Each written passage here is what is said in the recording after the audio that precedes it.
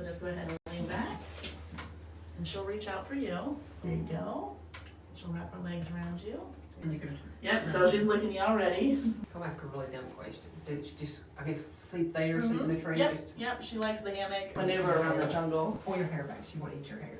Some fruits, so she does like banana. We've given them mango before.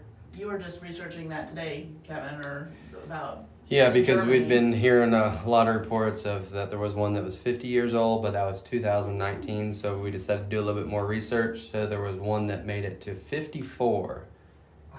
and her name was Jan. Before that, it was Paula. I guess so. They're smarter than males, you know. Well, What's your smell? our adult sloth, this is, I mean, she's only just been in here a few days, but our adult sloth, sometimes he'll sleep just on a limb and just curled up in a little ball, stretching. That's the cutest thing ever. Yeah, get a picture of that for sure. She's trying to guess what we were doing. So I had bought a sloth that goes around the neck that vibrates. There we go. We were looking for some snacks. Is that good?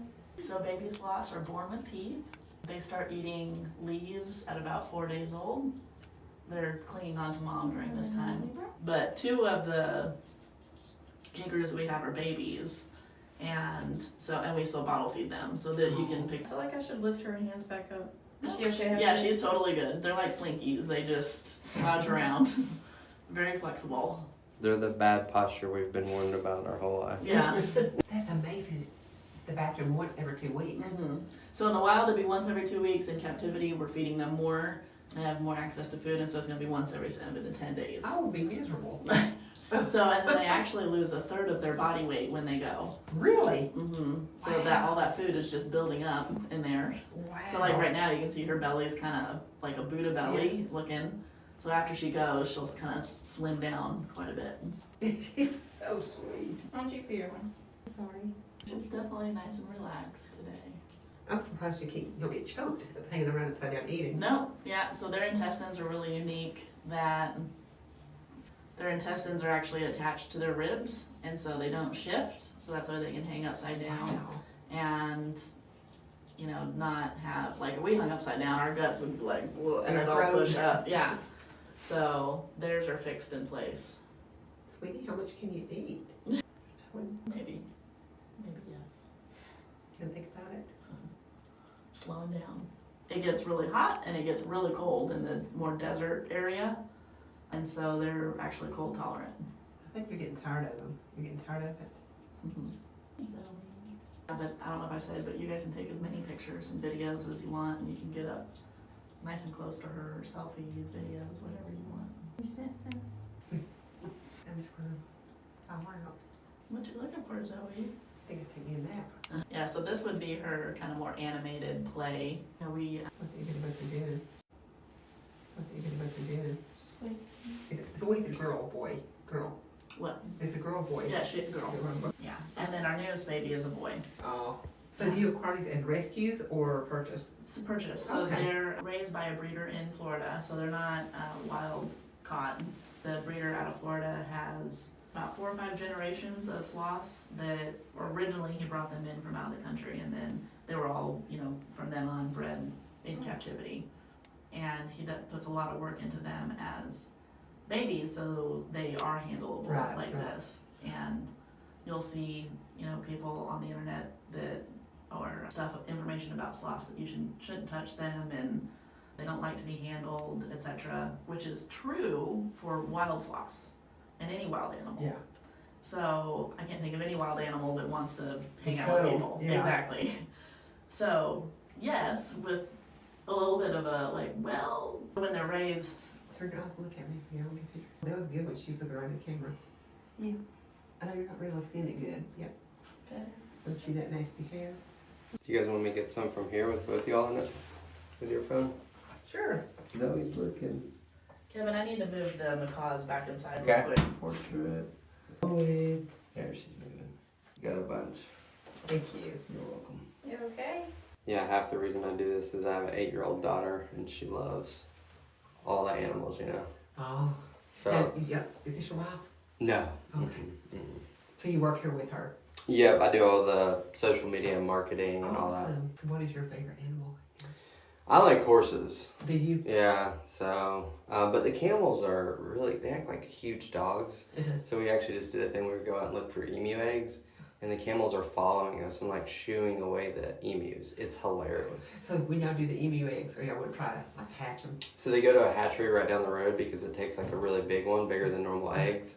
And so they hatch them and then sell the baby emus. Oh, Because we don't want any more emus. Emus are like a 2-year-old that had a Red Bull. They just kind of run around in circles. Yeah, I had a friend that spent several years ago back when, Oh, yeah.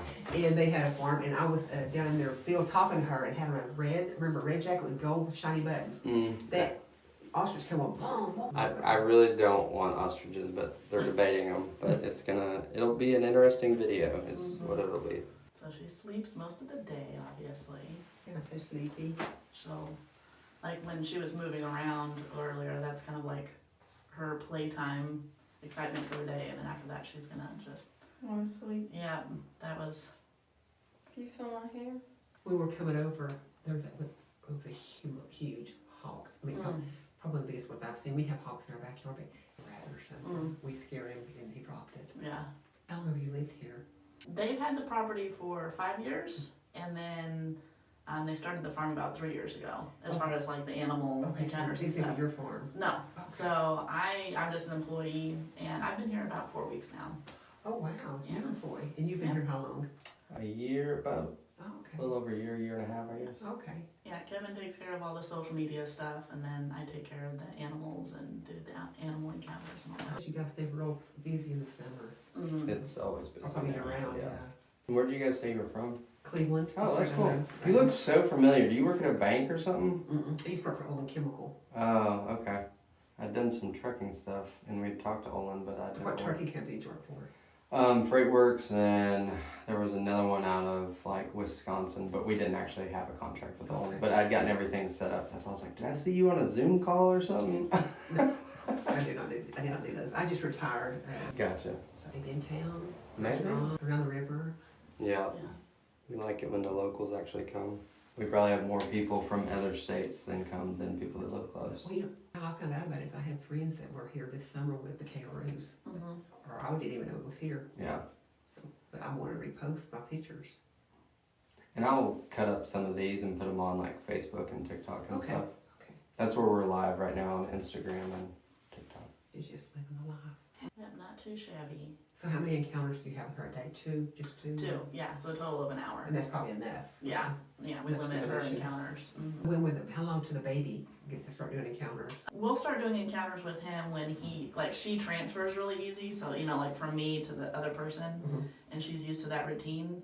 So he goes through a quarantine, and then after that, Donna, who's the husband and wife that own the farm, she's gonna be working with him, and he just got here a couple days ago. So he's still getting a little adjusted, but when he starts transferring easier from one person to the next, then we'll probably start doing encounters with him. But right now, he just kind of clings on and isn't used to being, Passed moved. around, yeah. Mhm. And the older one is a female. Male, yeah, and he's just right next door, and he is not used to being held by people, so when we do encounters with him, it's only just feeding. You can pet him, but you can't put him on. Right. No. And what's the biggest weight they get? About 15 pounds. Okay. Yeah. So she's about 8, and then he's about Well, 15. she's 8 for a few weeks, then she'll be about. Exactly. So towards the end of their poop cycle, they're gonna weigh more. After a poop is when you weigh them, and that's gonna be the accurate weight. Do you deal just with the sloth or do you do the other animals? Oh too? yeah, a lot. All the other animals too. It was so sleepy. She is. He's so tired. See, this activity wears me out. Mhm. Look at me. Love. Her sleep. Really wouldn't want to hold a wild sloth because it'd be covered in bugs also. So their digestive system works on that. So they're only coming down to use the bathroom like once a week. And then when they do that, the sloth moth actually gets onto them. So when they go to groom themselves, when they're actually grooming, they get a bunch of bacteria on their claws. And then when they touch their mouth, that's what's helping them digest. Interesting. Wow. So a lot of people are like, do they stink? Do they have bugs? People are like, do they stink? Do they have bugs? And we're like, no, because they're not wild sloths. Right. Yeah. So wild. You should have a smell. They would be covered with algae and bugs and not smell the greatest. And so we don't bathe any of our sloths We might spot clean their bum a little bit here and there, but they don't get bass. So that is just their natural hair and smell and everything. And so you don't cut their hair or anything either, do you? Nope. Well, she could have some hair at 54 years old. I know. I'd be interested to see pictures of an older one. It's Yeah. gonna be really long. Mhm. Sloths in the wild, their main predator is a harpy eagle, which is the largest eagle in the world. They're pretty massive and scary. But so sloths' two main defenses is moving slow. As the eagle is soaring above the treetops, they're looking for movement. And the sloth moves so slow, and they're also camouflaged with the algae and everything. They just look like a part of the tree and can't spot movement because they're slow. So that's their defense. Their second defense, like if they did get spotted, and let's say eagle landed on the tree limb next to them, they can't get away fast enough because they can't move fast enough to get away. So what they do is they just fall out of the tree on purpose and just do a free fall Oh, really? to get away. And it doesn't hurt them. No, so they Kinda can like a cat. withstand. Yep, they can withstand a fall 80 to 100 feet. Wow. So the way that their bodies are designed with their organs attached to their rib cage, and how many ribs do they have? 46. 46. It protects all of that. Wow. What a design. And there's research been done that they either intentionally or unintentionally fall out of a tree in the wild about at least once a week. Like, it's rough. They're practicing. They're fun. Yeah. I'd find a new hobby. Part of the reason when they fall, let's say they're on a branch that's a little bit smaller than this, Mhm. so it can support their 8 to 15 pounds depending on their age or sex. But then when something bigger comes out there, so whether it's that jaguar or an eagle or a big snake, then it gets all that added weight, and then everybody falls. So that's where that thing of like, hey, the cat didn't live, but the sloth does, because it knows that it's going to go out there, try to reach for something, and fall. You'll be okay. Yeah. Their floor is a lot spongier in the jungle, so that's the reason we usually have these nets set up, so that way if they did fall, they would land on the nets. Okay, so the net goes up at night then. Yep. Yeah, we're just putting it down because so he can fit back there. Yeah. I would sit on the net, but I think that would be distracting. I don't think it'll hold you. That's Hey, not a fat joke. what? See how it It's is? a little questionable there. I wouldn't trust it. Her main diet is cooked brown rice, raw sweet potato, and a pellet that we soak. And it gets turned into like a mash. And so she eats that twice a day, about every 12 hours they eat. And then she eats spinach as snacks throughout the day. Fruit would be very limited because if they get too much sugar in their diet, it messes up their gut bacteria. And so then that can actually make them sick. So fruit is very small amounts. Was the pellet kind of like a probiotic or something, or just, It's a good question. I'm not sure what's all in there. That's just what the breeder recommends. And so like, okay, he knows what he's talking about. so you go, baby. But that, balances everything out that they need. So our adult sloth gets a pellet and the baby. So it gets mixed in with their food. She just passed out. Yeah, once we get the shavings down, we're gonna repaint the trees to have green leaves and make it a little bit more jungly. It looks like fall right now, obviously. Like, they don't live in the fall season. So we had a different animal in here before. So we'll repaint some of this and then put the shavings down.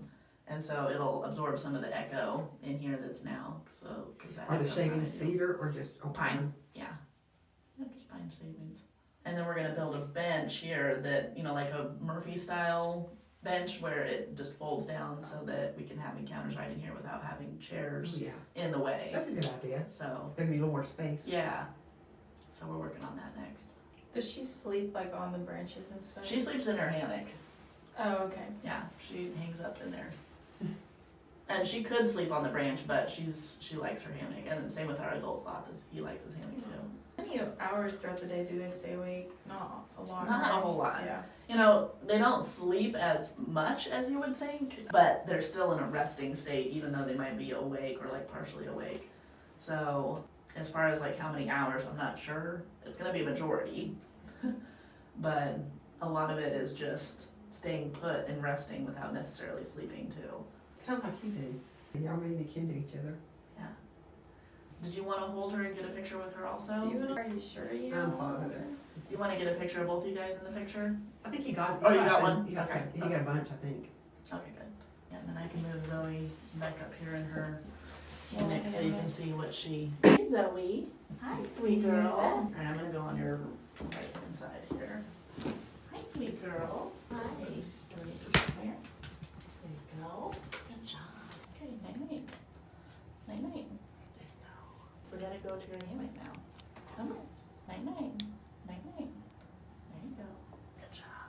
Good girl. Sorry. Big old booty. Look at that belly. Yeah. It's like, can you get over that there, Zoe? Good job. That's her little spot. So cute. So sweet. I know. You did good job, Zoe. You did good. Well, thank you guys for Well, thank coming you. out. Well, thank you guys for Well, thank coming you out. for they're hanging out there. Readjusting, there you go. Is that better? She's still figuring out how she likes to be comfortable in there. She kind of looks like those patients at the hospitals, you know, you gotta reach up and grab the Yeah, bar. Broken leg or broken Yeah. arm. Yeah. Readjust. And yeah, you can take pictures of her up there too. I'm gonna hide my face. Yeah, you can get up in there and that's totally fine. There she is. Hey, babe. Hi, Zoe. You're so sweet. Licking everything. Nice still. meeting you. Nice meeting you guys. Thank Oh. you. I need a bigger hammock for her. She's like, she's barely in there.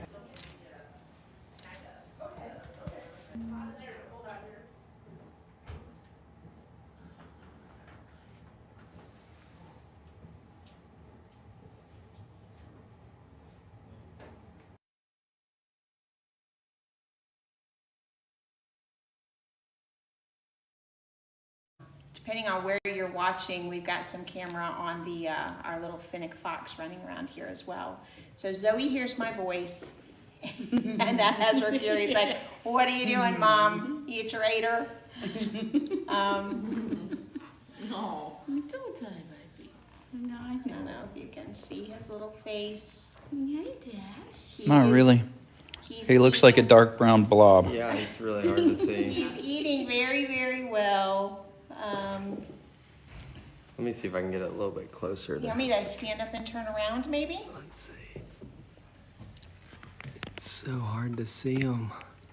He does have his eyes wide open. Zoe is grabbing me from behind. Don't die, baby. Oh, Zoe's gonna climb up the backside of you now. I only have one hand. Okay, and Back again, up, this Kevin. guy, this little guy, it is a male. His name is Dash. Don't die, baby. People say that Zoe doesn't really like us. Yeah. I beg to know. differ. Zoe yeah, loves Miss Zoe. Donna. Yeah, Zoe. Just a minute, she'll So when hug these you. babies come, we kind of we make their world very small. He has pretty much stayed right here for the last 24 hours. Yes, he slept with me last night. We just want to give them a lot of comfort. And it helps them to acclimate to their new surroundings. Good girl. He's doing fantastic. Hello, hello, hello. I did set him down. He has a small bed, and I did set him down in his bed just a little while ago. And it's really the only cries that I had heard out of him. He wanted to be right back up here with me. He's not doing any encounters right now. All of our animals here at the farm, they go into a period of quarantine. So that will be the same with Dash. And then even when he does do encounters, it's gonna be just like our other sloths. We do not, there are facilities I know that run encounters all day, every day. Our sloths have 1 hour of encounter time a day. And that is what keeps them happy and healthy. And so when Dash begins his encounter times in 2025, it'll be the same for him. His encounter times will be very limited. And Does he still make the same sounds that Zoe was he making? does. He makes that little oof, oof sound. Yeah. Yes. Yes. Let me see if I can like pull him down a little bit. Maybe we can see him move some. And his hair is almost the same color as mine, so it can be kind of, I'm gonna try to keep my hair out of the way so that you can see him. Now Zoe was also very, very chocolate like this. They do start to grow out their blonde as they get older. His hair is still very, very short. It's very soft, if you're wondering. I'm growing out some blonde too. But they'll start to get their longer adult hair at about 9 months old.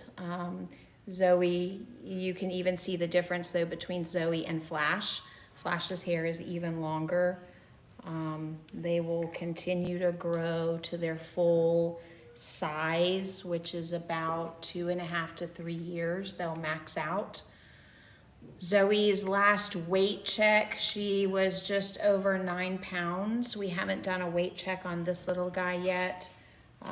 We'll be doing that when he goes potty. That is the only time that you can really accurately get a weight on a sloth, because they only use the bathroom about every 7 to 10 days.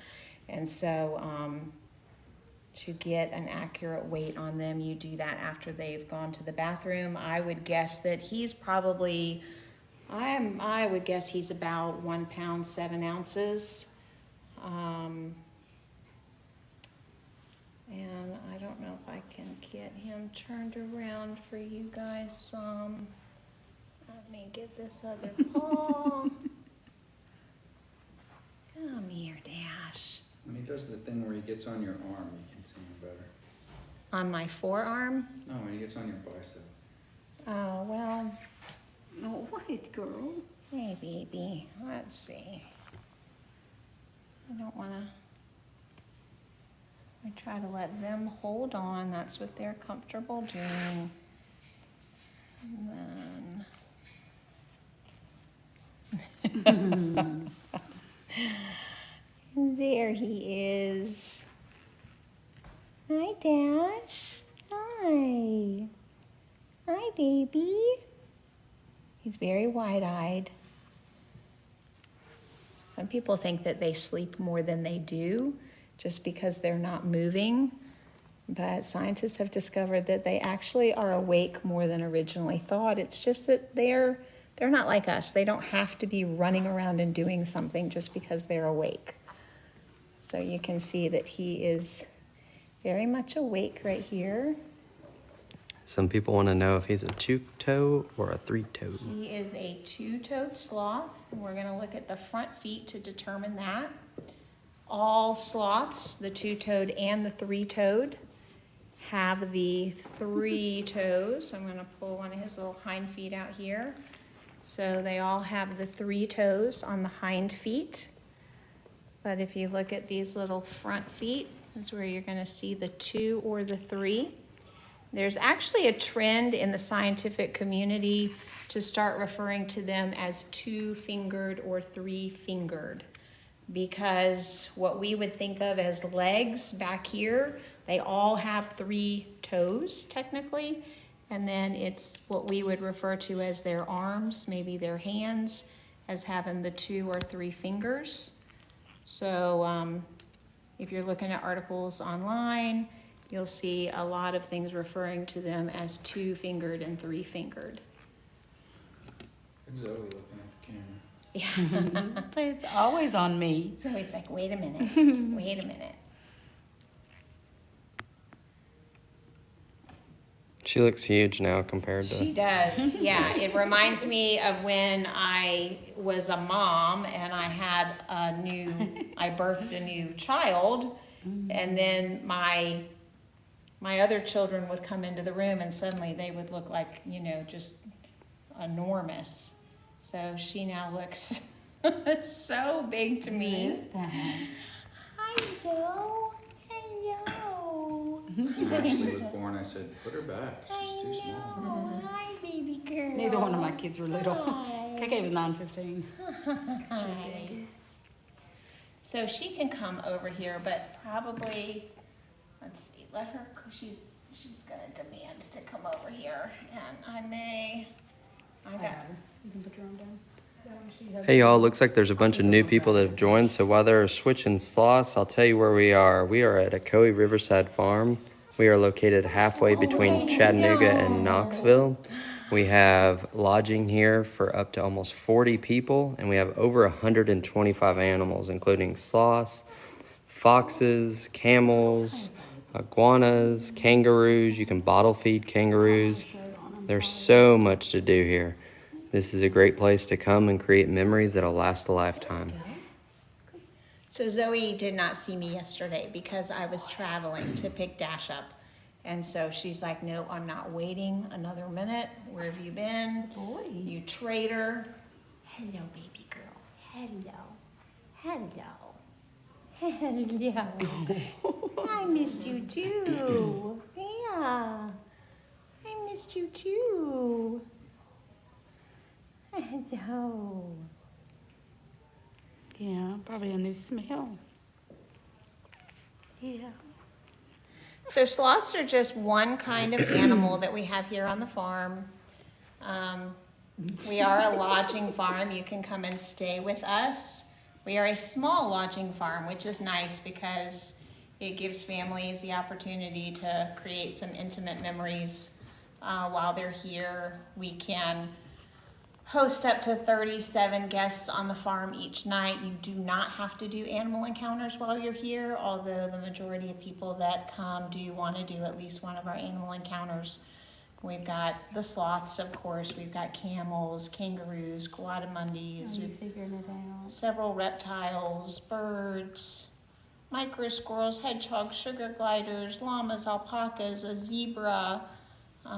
There's just too many to list, but we And they can- also can come just to see the animals and not stay. Yes, and you do not have to lodge with us to be able to come and do an animal encounter. That changed in the spring of this year.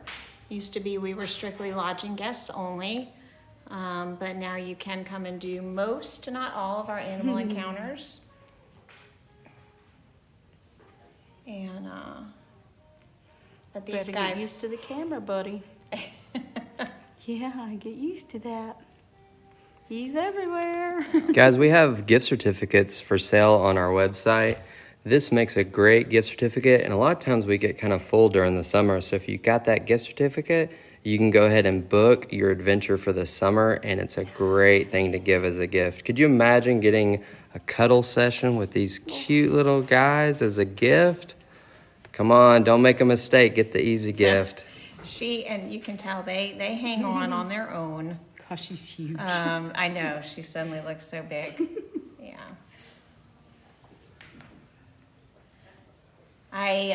We get some comments sometimes, about, I want to have one of these as a pet. We don't recommend having a sloth as a pet.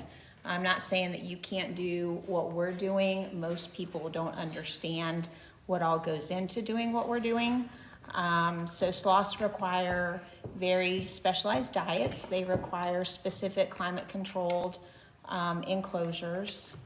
And we are basically around the clock animal care.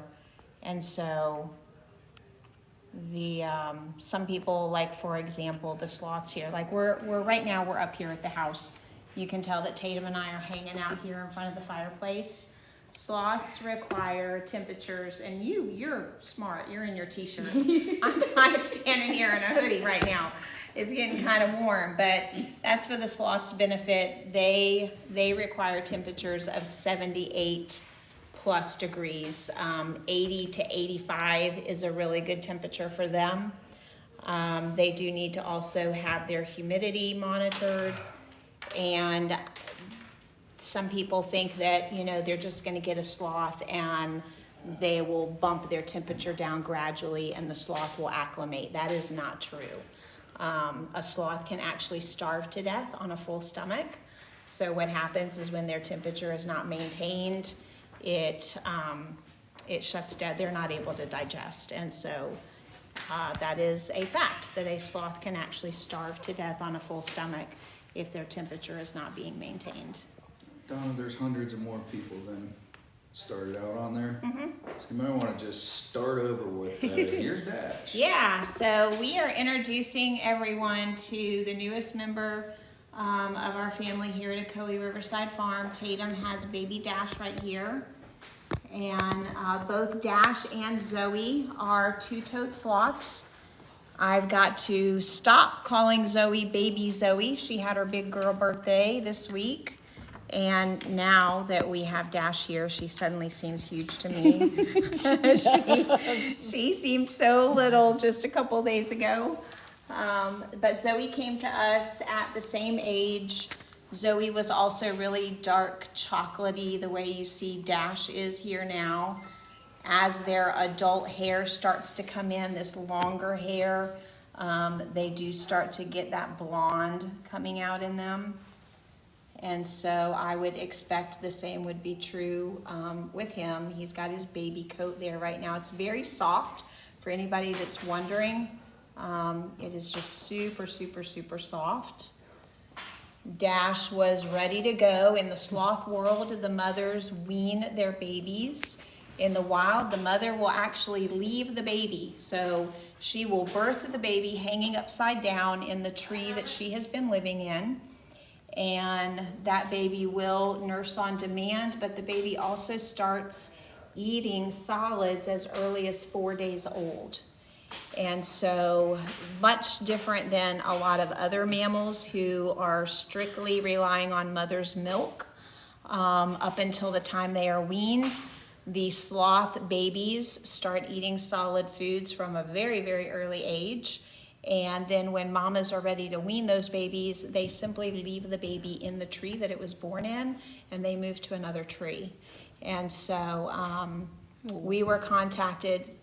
Dash came to us from the same facility that Zoe here did. A gentleman by the name of Dr. Miller. He's a veterinarian who has been studying and working with captive breeding of sloths for over 30 years now. And he communicated to us that he had a mother that had weaned her baby, and he had Dash here ready to go. And so Dash has come to us. He is entirely on solids, his mother having weaned him, and he's ready to live out his best life here. He is going to get lots and lots and lots of love from not just us, but from our guests. However, it is limited. So just like Zoe and Flash, their encounters are limited to 1 hour a day. No, Finn. Finn's down here checking out the fireplace. Dash is not doing encounters right now. So if you're looking on our website for an encounter with Dash, you're not going to see that just yet. We're going to wait until he is has completed his quarantine and we feel like he's comfortable and ready for that. So that's coming in 2025. Right now we do have encounters with Zoe and with Flash. But if they were wanting to gift for Christmas a yes. experience with Dash, Absolutely. they could get a gift certificate Yes. right now. So if you wanted to get a gift certificate for someone to be able to have an encounter with baby Dash, which is going to be coming up here within the next month, you could absolutely do that on our website under Farm Shop. You could find a gift certificate and you could let your recipient know that you're gifting them an encounter where they'll get to come and interact and hold a baby sloth. Yes, absolutely. Do you want to go ahead and tell lots of people where we're located? We are in Benton, Tennessee. We are halfway between Chattanooga and Knoxville, about 12 miles from the Georgia border. We've got people that come from all over.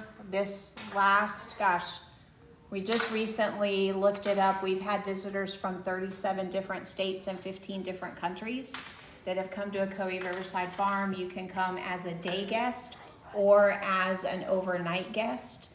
We have 8 different accommodations here on the farm.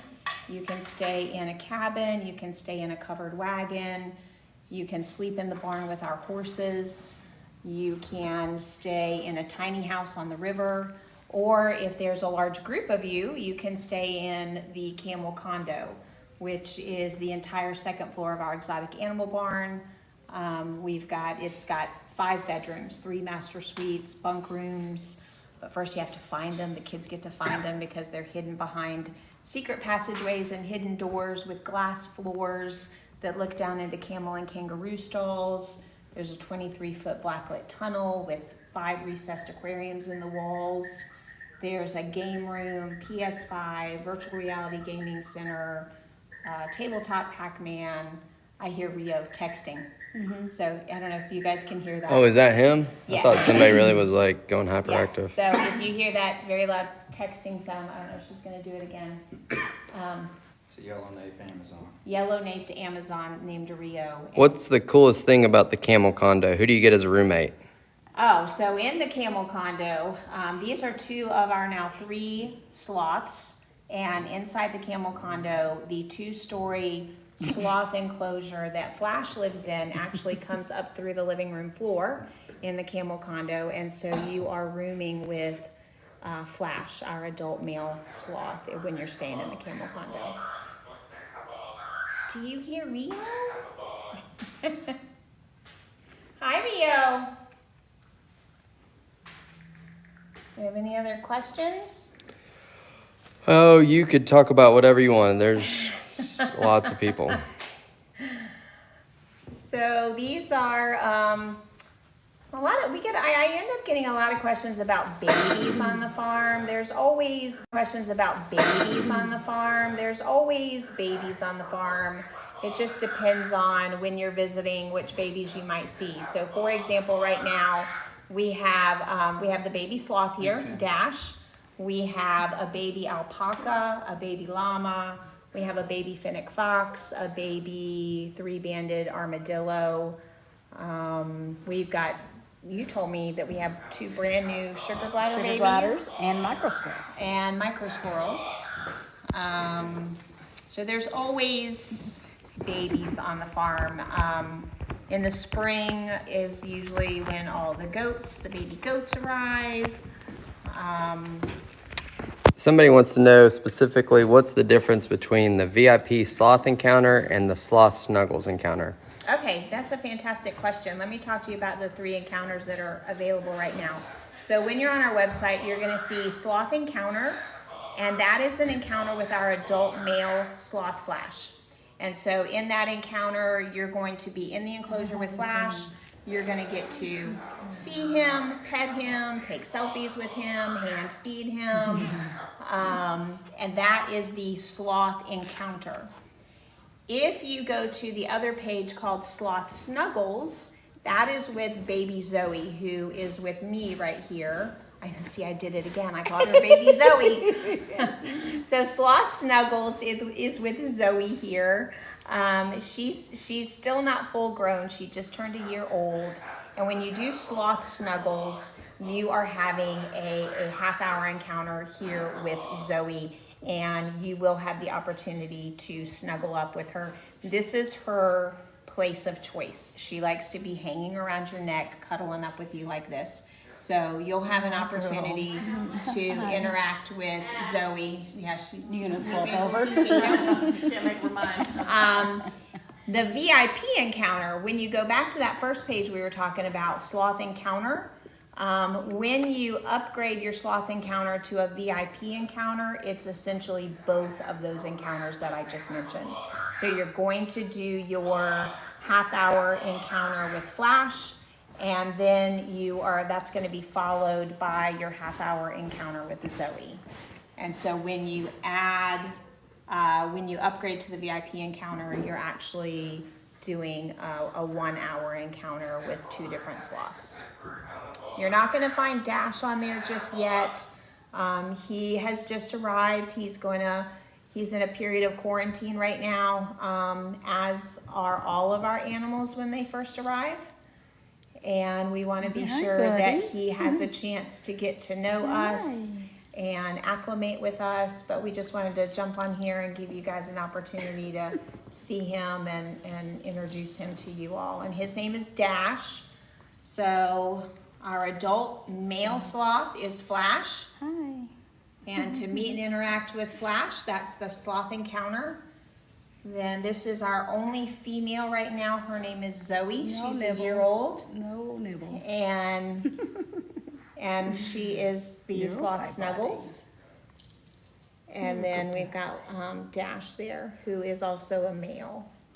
What's another animal that they can bottle feed right now here? So we have baby kangaroos on the farm right now, and a lot of people like to back that experience up with their sloth encounters because we've got 2 baby kangaroo bottle feedings each day. We start out with 4, but as the babies get older, they wean themselves down. So right now, the baby kangaroos can be fed at 9:30 in the morning or 5:30 in the evening.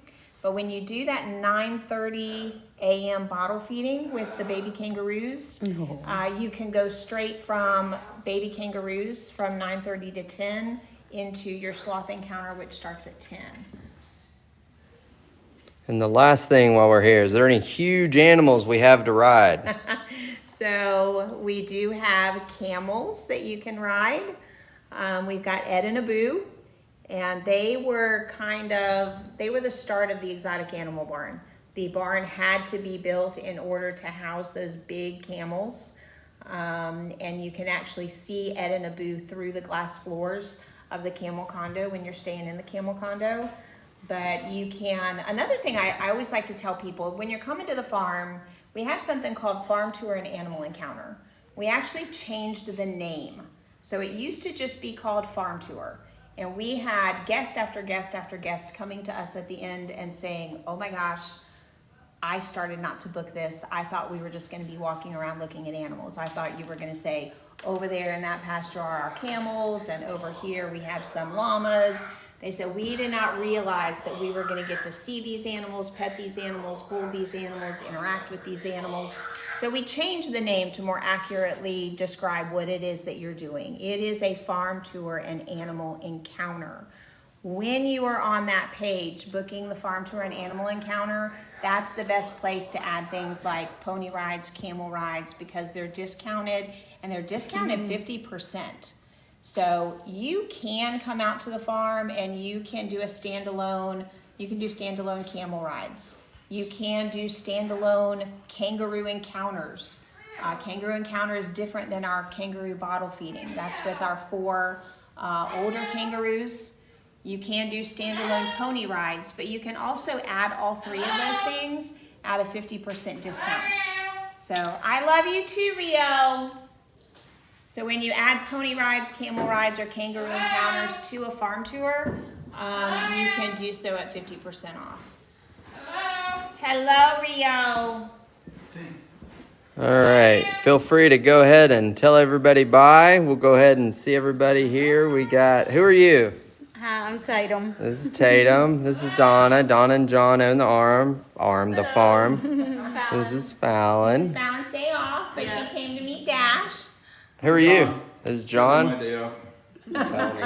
There you go. We all came up to see the baby sloths. Yeah. All right, talk to y'all soon. Right behind you. All right, y'all. So this is Flash. Flash is a 2-toed sloth. Let me show you the rules of the game here. This is Flash's food. This is not. He cannot see the difference between these two. His vision is horrible. So you put this one in his mouth. You do not put this one in his mouth. And you give him his food just like this. There you go. You're welcome to pet Flash like this. He does not like to be scratched like that. He likes to be just petted like this. He doesn't particularly like to be petted on the belly side. But you're welcome to pet him like this, and just don't scratch him like that. He doesn't like it. All right, so you are welcome to give Flash his breakfast. Flash is a sloth. Flash is a 2-toed sloth. Alive in the world today, there are 2-toed sloths and 3-toed sloths. Differences between them: they all have 3 toes on the back feet. 2-toed have 2 on the front. 3-toed have 3 on the front. A 3-toed sloth has more vertebrae in their cervical spine from their skull to their shoulders. So a 3-toed sloth turns his head 270 around like an owl, like that.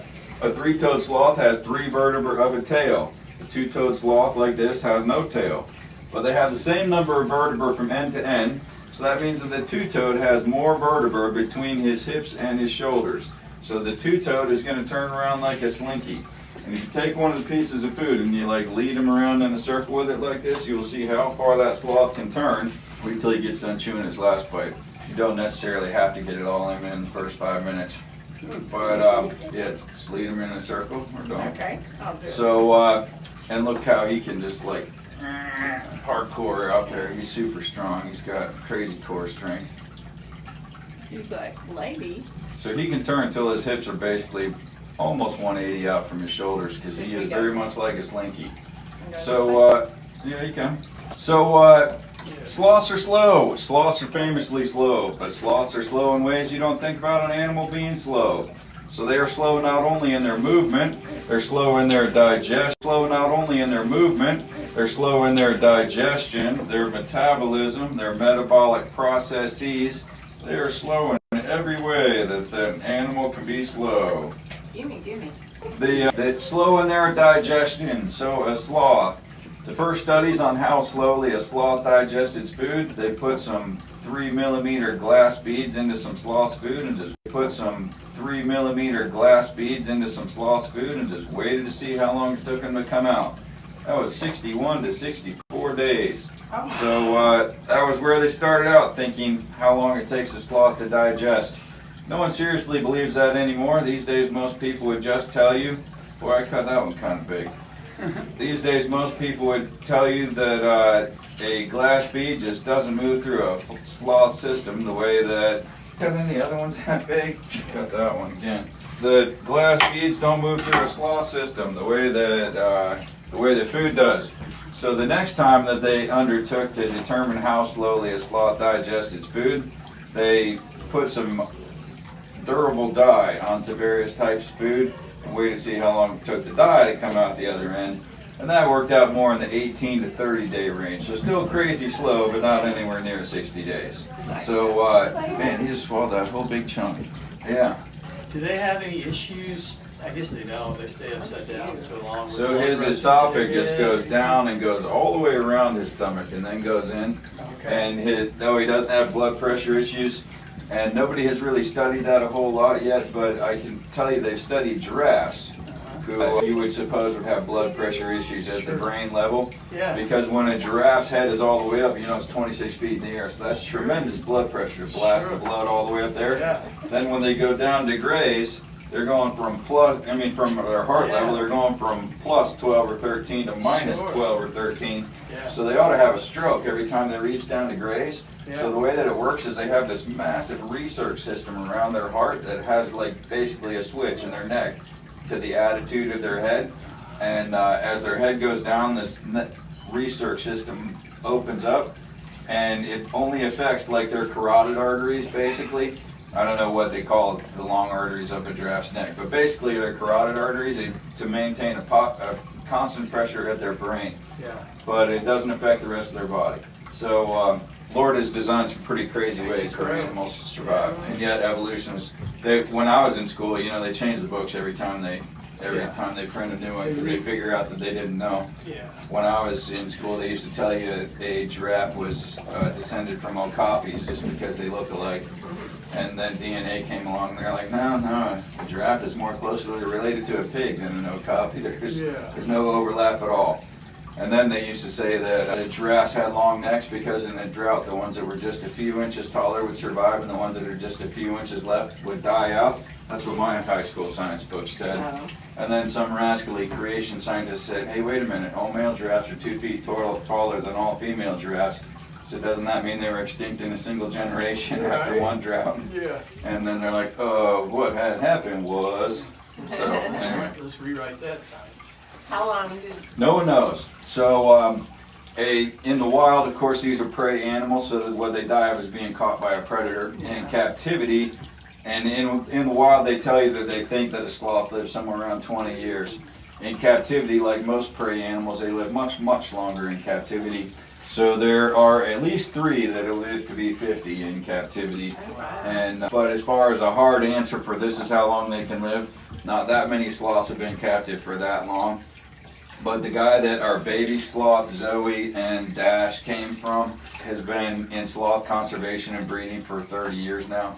He has, both him and Jeremiah Tietz, who's a breeder up in Michigan, have sloths that are 35 plus years old, females still reproducing. And while no one can say for sure that it's true of a sloth, it's true of other mammals that most female mammals don't reproduce in the last 1/3 of their life, 1/3 to 1/2. So that would suggest they could still live a whole lot longer. Yeah. So solid answer is nobody can tell you for sure, but long. So Where's the majority of the slaughter? rainforest in Central America. So Honduras, Brazil, equatorial rainforest is where they are. Costa Rica, lots of them in Costa Rica. But that is the biggest threat to them right now is loss of environment. And not only loss of raw acreage of environment, but fragmentation of the environments that they live in, you know, spots that it's forest and it's not. And power lines running through their environments. So when they're going along one power line like a bird, they're fine, but when they reach over to the second one or to the pole, you know, fried sloth. And so, yeah, we do hope that as people come out to this encounter, they'll at least put some level of consideration into what they could reuse, reduce, recycle, and not use so much out of the rainforest. But sloths, slow in their digestion, but they eat tremendously much food. A sloth eats 10% of its body weight every single day. Oh, wow. So that's sort of a ho-hum number until you consider it in human perspective. I weigh 180. That would be me eating 18 16-ounce porterhouse steaks every single day. Or maybe 30 or 40 hamburgers every day. Wow. And yet the sloth goes to the bathroom only once in a week or 10 days, 3 or 4 times a month. And when they do go to the bathroom, they come all the way down the tree, same side of the tree, and go to the bathroom in the exact same place they always do. And by the by, this is not where the sloth lives. This is where he does his encounters. Where he lives is on the other side of this glass. And where he lives, he has 2 stories to go all the way up. And he has lots of trees and hammocks and places to lay, and places to sleep, and places to play, and everything else. He does not live in this kitchen. So if he is eating 10% of his body weight every day and goes to the bathroom only once in a week or 10 days, you might think that he would lose 100% of his weight when he goes to the bathroom. But he does digest his food and metabolize his food thoroughly. Just it's really low quality food, mainly leaves. Leaves are mainly cellulose. Cellulose is very not so nutritious and hard to digest. So the sloth, when he does go to the restroom, is going to lose about 1/3 of his body weight when he goes to the bathroom. So again, human perspectives, I'm 180. Little quick math will leave you horrified on that one. So the sloth, he is entirely safe from predators when he's in the tops of the trees, with the exception of eagles. And what does it say? Barnhard? Auburn. Why is Auburn barn? It's kind of a play on the Alabama people, which my husband is, call them barners, because it's agricultural school. Okay, all right. And so this guy embraced it and made Barnhard. Barner and Barnhard hats. So I figured You ever it was heard of that one? I'm not a appropriate. football person, so that's probably why I haven't heard. Yeah, Barners, yeah. I guess But it's I kind of figured like that was appropriate for today. it's kind of like Yeah, the yeah, Huskers, barn, right? yeah, there you go. So this sloth, Almost to he's the end. entirely safe from predators when he's in the tops of the trees, except with the exception of eagles, because he only weighs 15 pounds, so he can go way further out the branches than a predator that is large enough to threaten his life can go. So the sloth, yet he comes down the same tree, same side of the tree every single time to go to the bathroom. You tell him, Fallon, to get ready. Okay. Please, thanks. So same tree, same side of the tree every single time to use the bathroom. So the reason that he does that is the sloth-moth symbiotic relationship, and you can stand a whole lot closer to him than that. You're welcome to stand right by him. There you go. So the reason why the sloth comes down the same tree, same side of the tree every single time they go to the bathroom is the sloth-moth symbiotic relationship. So sloths need moths and moths need sloths in the wild, not in captivity. So in the wild, there is a type of moth called a sloth moth that lives nowhere in the world except in the fur and in the waste pile of a moth. The benefit in that relationship to the sloth is that the sloth digests his food by a bacterial process. We digest our food by an enzymatic process. If his bacteria colony dies out, which would be due to getting cold, he has no way to replenish it. So the source of the bacteria that helps him to digest his food is the moths. So as he grooms himself, he licks up a certain amount of the waste of the moths and a certain amount of the moths themselves. And that is where he replenishes his bacteria colony that goes all the way through his entire digestive system. Hello? So do you keep a colony of moths to feed him? Like Nope. In captivity, he doesn't need the moths. this? Okay. So we similarly have a helpful gut bacteria, not to the extent that he does, but we do. If we take a long course of antibiotics, that is what would kill off our gut bacteria. And we would fix that by either live culture probiotics from GNC or some good Greek yogurt. That's right. He has access to neither of those things in the rainforest. So that's why he has the moths that replenish him. In captivity, we don't ever let him get cold. Coldness is what would kill his bacteria colony. So a sloth's energy budget is so low that he cannot maintain his body temperature. So the daytime high in the rainforest is in the mid 80s, nighttime lows in the upper 60s, and his body temperature makes that range every single day, his core body temperature. If the sloth got down to about 55 core body temperature, that would kill the bacteria colony that's all the way through him, and 30 days later he would die of starvation with his stomachs all the way full of food. Because the same time that the same cold weather that killed the bacteria would also kill the moths, and it is a known fact that 30 days later he would die of starvation. And that is among the many reasons why it's not only a morally bad idea to buy a wild-caught sloth, but it's a financially bad idea to buy a wild-caught sloth, because that 1 week health guarantee isn't going to do jack for you 30 days later when it starves because it got cold in shipment, which you don't have any way to know if you got cold in shipment. But anyhow, so the sloth, that is how a sloth normally dies, is when he comes down the tree to relieve himself, he gets caught by a predator. But yet they do it, and they have to do it because that's the only way that their bacteria colony thrives. So the benefit to the moth is that the sloth is the living environment of the moths, and she's going in there, and I'm blocking him from going through the door, which he's done twice in the last couple days. Well, he wants to go stay in a hotel instead of in his house.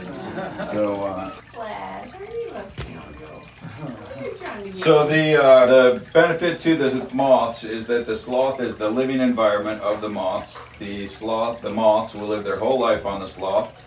The food for the sloths is the moss and algae that grow in the sloth's fur. And the only reasons the moths will ever leave the sloth is to drink water that pools up in a leaf, up in the canopy, and to go into the waste pile to lay their eggs.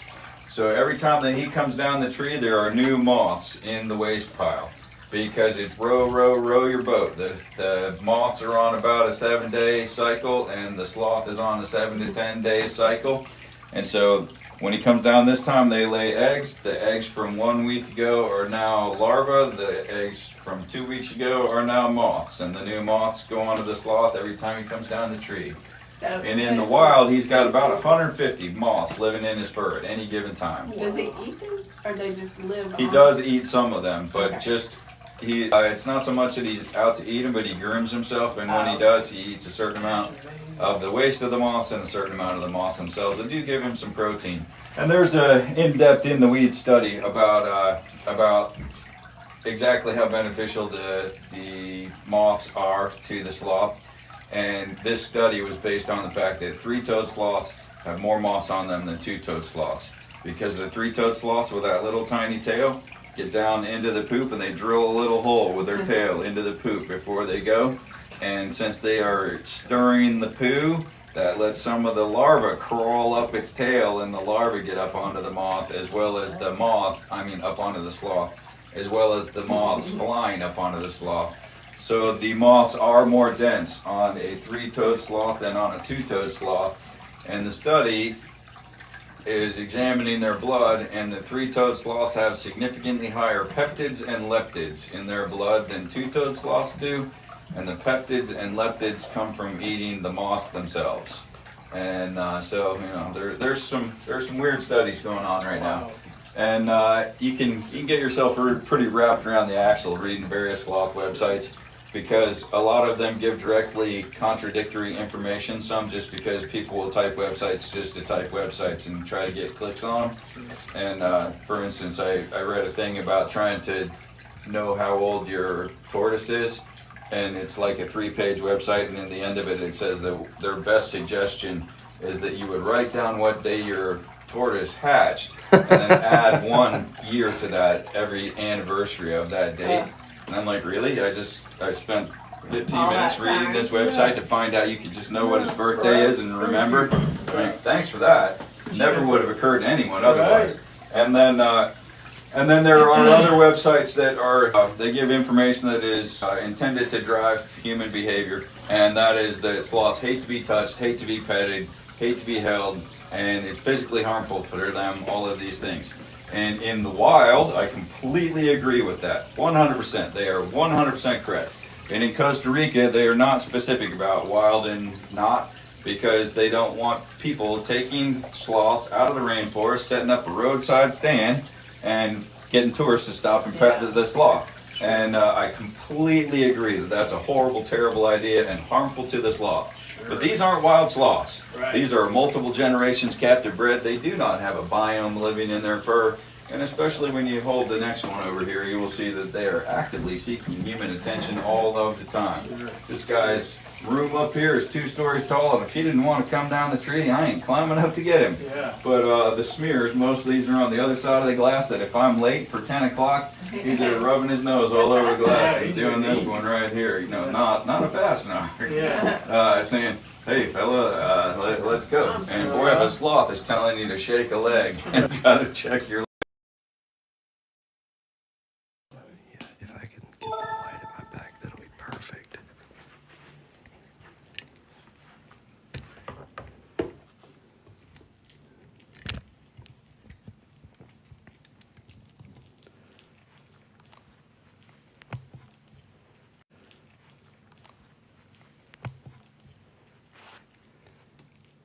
Yeah, because otherwise her butt would be facing you, and Yeah. it's really dark that way.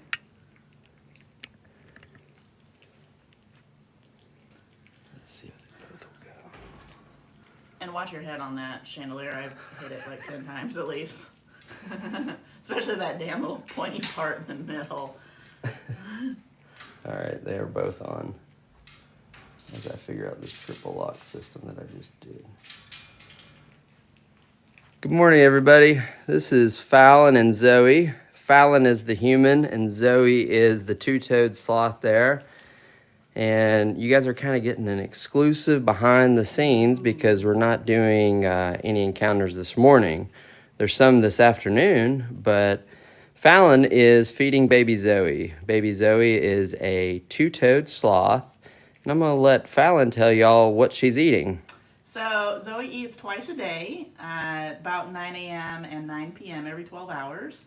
And she eats a mixture of, let me give her a scoop here.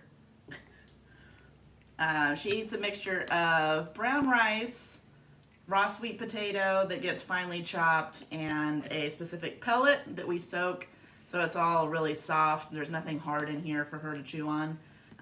Zoe does have teeth, and sloths are born with teeth, but they don't necessarily like hard food, or especially a baby. So that is her little mixture that she eats. Yum, yum, delicious. Doesn't it make you hungry? Very bland. But she obviously loves it. And then she also eats spinach leaves throughout the day when we're doing encounters. Sometimes we'll give her spinach leaves so that way guests can feed her a little snack throughout the day. But she definitely eats a lot when she does eat. Hi, Zoe. Guys, can you hear her little smacking sounds that she's making? It's like ASMR for animals. I always laugh because if it was a person making those noises, we would get so irritated. But when an animal does it, it's so cute. It's like, aw. Yeah, it would be like, why don't you have any manners? Yeah. Guys, we are located in Benton, Tennessee. We're halfway between Chattanooga and Knoxville. We are open to the public. We have over 125 animals here, and we have a bunch of different kinds of lodging. If you've ever wanted a sloth for a roommate, you can do that here. That would be the camel condo. So that means you get to have Flash for a roommate, and then you can look down and see the camels. You can also see baby kangaroos. Very cute. Very cute. And they're very soft. And guess what? If you've ever wanted to bottle feed them, you can do that here. It's really cool. And we're probably going to have more baby kangaroos soon because our adult male out there is making some red marks on people. So I think he's trying to be a dad out there. Yeah. I think the kangaroos smell good, especially the babies, Yeah. because they're being bottle fed, so their little faces smell like formula, which smells really sweet. And so after I get done bottle feeding, I get really close to their little faces and smooch on them, and they just smell so good.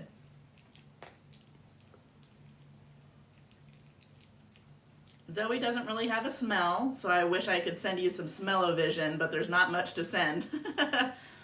Zoe, she does not need bathed. I think she's maybe had one bath just to kind of clean her up because she got a little bit messy one time. But sloths do groom themselves, and so we don't need to bathe her. She stays really clean. And same with our adult sloth. I don't think he's ever, or we've never bathed him that I'm aware of either. And so they just don't have a smell. I don't think they do. No, they smell really, really good. It's like nothing almost. Mm-hmm. And she is correct. Baby Zoe has really only had 1 or 2 baths, and that's because she kind of went potty on herself. She's still a baby. Because she's a baby. Yeah, but Flash, his hair is a little bit more coarse, but he still doesn't smell like anything, doesn't stink. Hey, Drake, she is almost 1 year old. So baby Zoe's birthday, I believe, is December 16th. Is that right? That's what I'm aware of, yeah. Yeah. Yep. If you guys have any more questions, go ahead and write them. This is normally something that we would reserve for subscribers, but we're kind of doing a little bit of a teaser here because we don't have anything going on this morning. But the animals still got to eat. So this is what we're going to be doing every day, whether we're doing an encounter or not. How much does she weigh? I think approximately 7, maybe going on 8 pounds now. She just had her, in the wild, they would go poop approximately every 2 weeks, but we're feeding them more in captivity, and so they poop a little bit more often, not too much. So she goes poop about every 7 to 10 days, and she just had her poop 2 days ago. And so she is back to her normal, or close to her normal weight, or after poop weight, her little slim down. But about 7 to 8 pounds. A full adult's going to be between 14 and 16 pounds. But towards the end of her poop cycle, before she's gone, she definitely gets a lot heavier. I want to say like 10 pounds in that range. Hey, Neil. This is a two-toed sloth. Good question. All sloths have 3 digits on their hind limbs, but on their forelimbs, they have 2 for ours. And they're changing that to probably be more of 2-fingered because it's really like they have front arms and back legs. Yeah, she definitely uses... Well, I saw her the other day. She used her back leg to scratch her back. So she reached her back leg all the way around like a Gumby arm and was scratching her own back. And I was like, how are... But yeah, they're very twisty, bendy.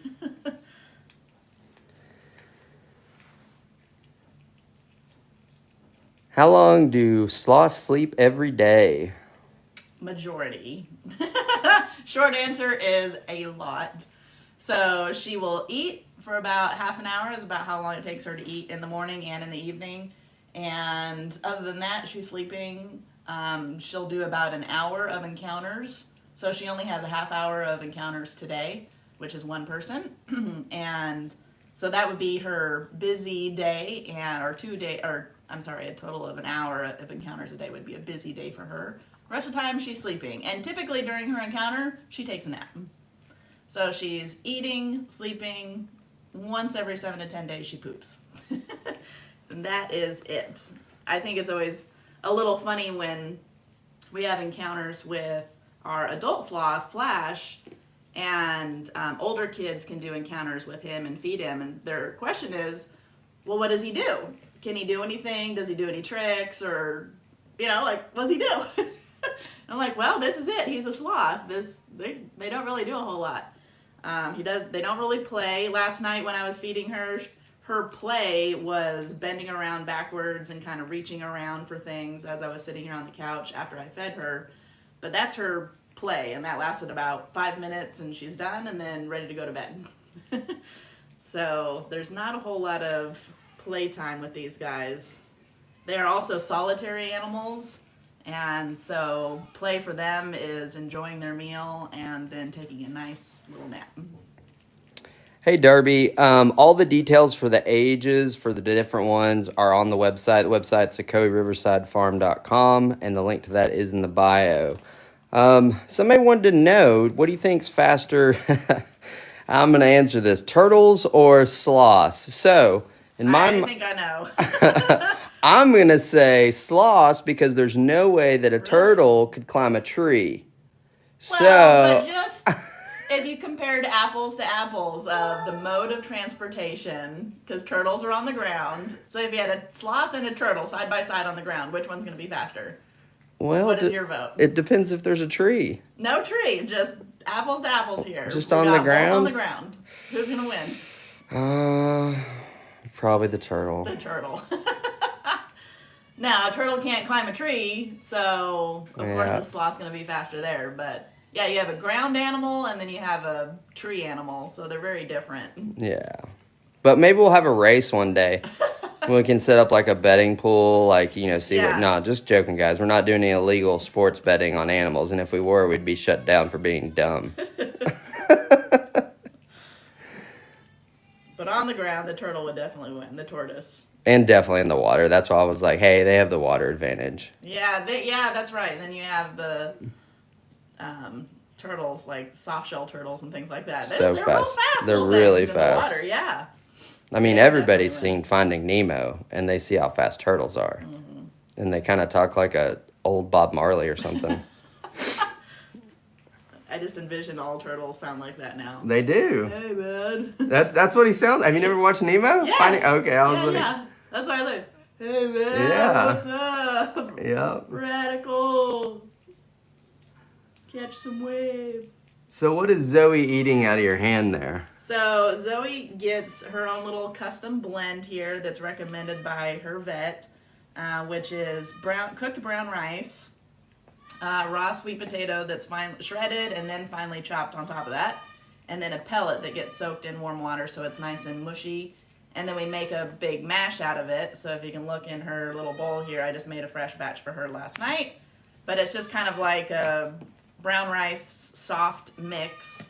And she eats this twice a day. I think she's coming up on getting full, or she's kind of slowing down a little bit now. But she has always eaten like this. When Donna is here, this is how Donna has always fed her. And she has always been hand-fed like this. So she's very used to being on people, being fed by people, and really enjoys being with people too. She gets very excited when I come here in the morning to come feed her and just to come sit with her. And same thing in the evening when I come back. And all of her encounters too, she really enjoys being held by people and just being snuggled. I don't want to say socializing because she doesn't do anything. She just lays on you and snuggles, and she really does enjoy that. And what's that infernal racket that we hear in the background? That is Rio. We have an Amazon parrot in the house. And so that is, every morning when I come in the house to come feed Zoe, I hear a, hello, hello. And if you don't respond, she'll just keep saying hello until you do. And then she'll say that she loves you. So it's, I love you. Are we done now? Yeah, I figured you were kind of slowing down. So when she's done, she'll just crawl right back up here. So that's her little, I'm done. There we go. And that's it. Then she goes back to sleep mode. Eat mode and sleep mode. Or snuggle for now, since we're up here talking. But it's really cute. So when she gets done eating, she kind of like, like smacks her mouth like that, and you can hear her little front teeth grinding, and it sounds like, I would say it sounds like rubber kind of like rubbing against each other, so it's kind of like a little squeak noise. And that's the only sound that sloths don't make noises or sounds. And so about the only noise that you get out of her is her moving her mouth or smacking when she's eating. And then that's it. That's it. There's no other noises. That is it. What do you think, Zoe? And guys, you can really see that she's kind of that pear-shaped right now. She's getting close to the end of her bathroom time, so she's going to drop 30% of her body weight. So to give you guys an idea, if you weighed about 200 pounds and you lost 60 pounds each time you went to the bathroom, that is what baby Zoe is doing. If you have any questions, feel free to write them. This is a kind of an exclusive behind the scenes, like how we feed the animals. And this is what we'll be doing for all the subscribers here soon. And we'll still do it on our regular channel also. And so when you book an encounter with Zoe, this is what it looks like when you hold her. Exactly. So if you've ever wanted to hold and snuggle a sloth, which surprisingly, there's a lot of people that cry when they come and do an encounter with Zoe, or even our adult sloth. You can't hold him. He's not a fan of that. But since Zoe was raised by people from a very, very young age, she really enjoys being held just like this. And a surprising amount of people cry when they hold Zoe for the first time. And I was like, you make me cry. I get teary-eyed every time because it's just so sweet. But this is exactly what it looks like to snuggle Zoe, and you can book that here at Ocoee Riverside Farm. And come snuggle the little baby.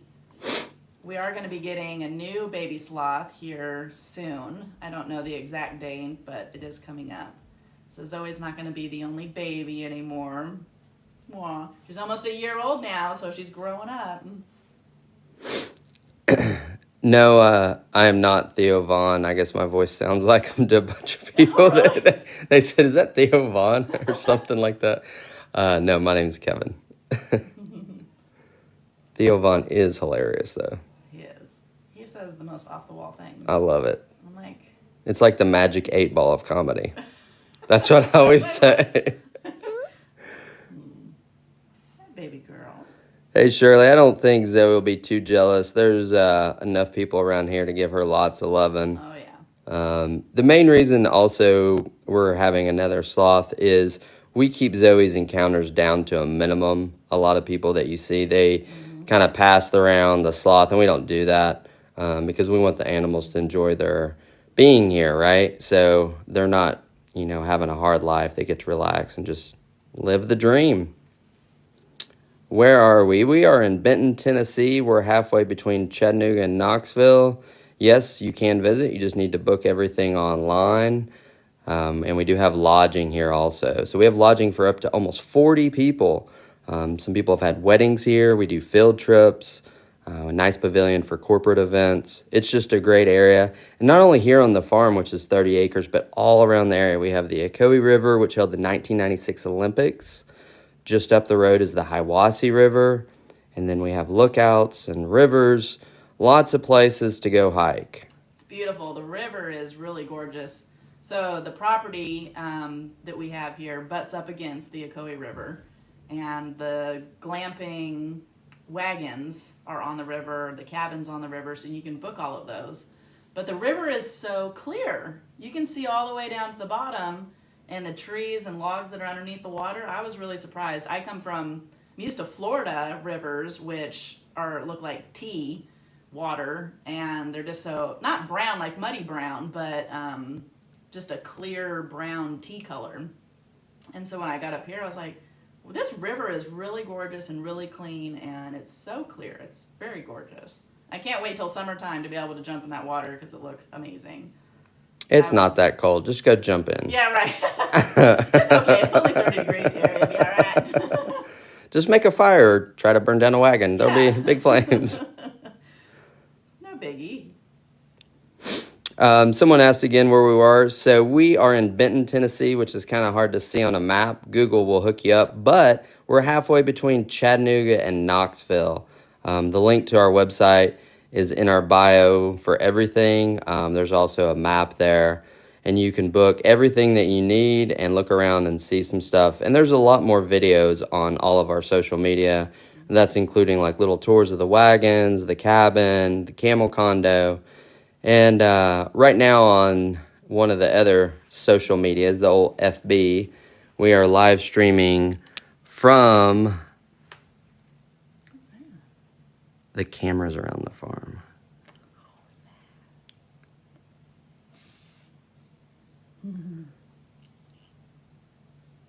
Zoe's little face. So she's doing that little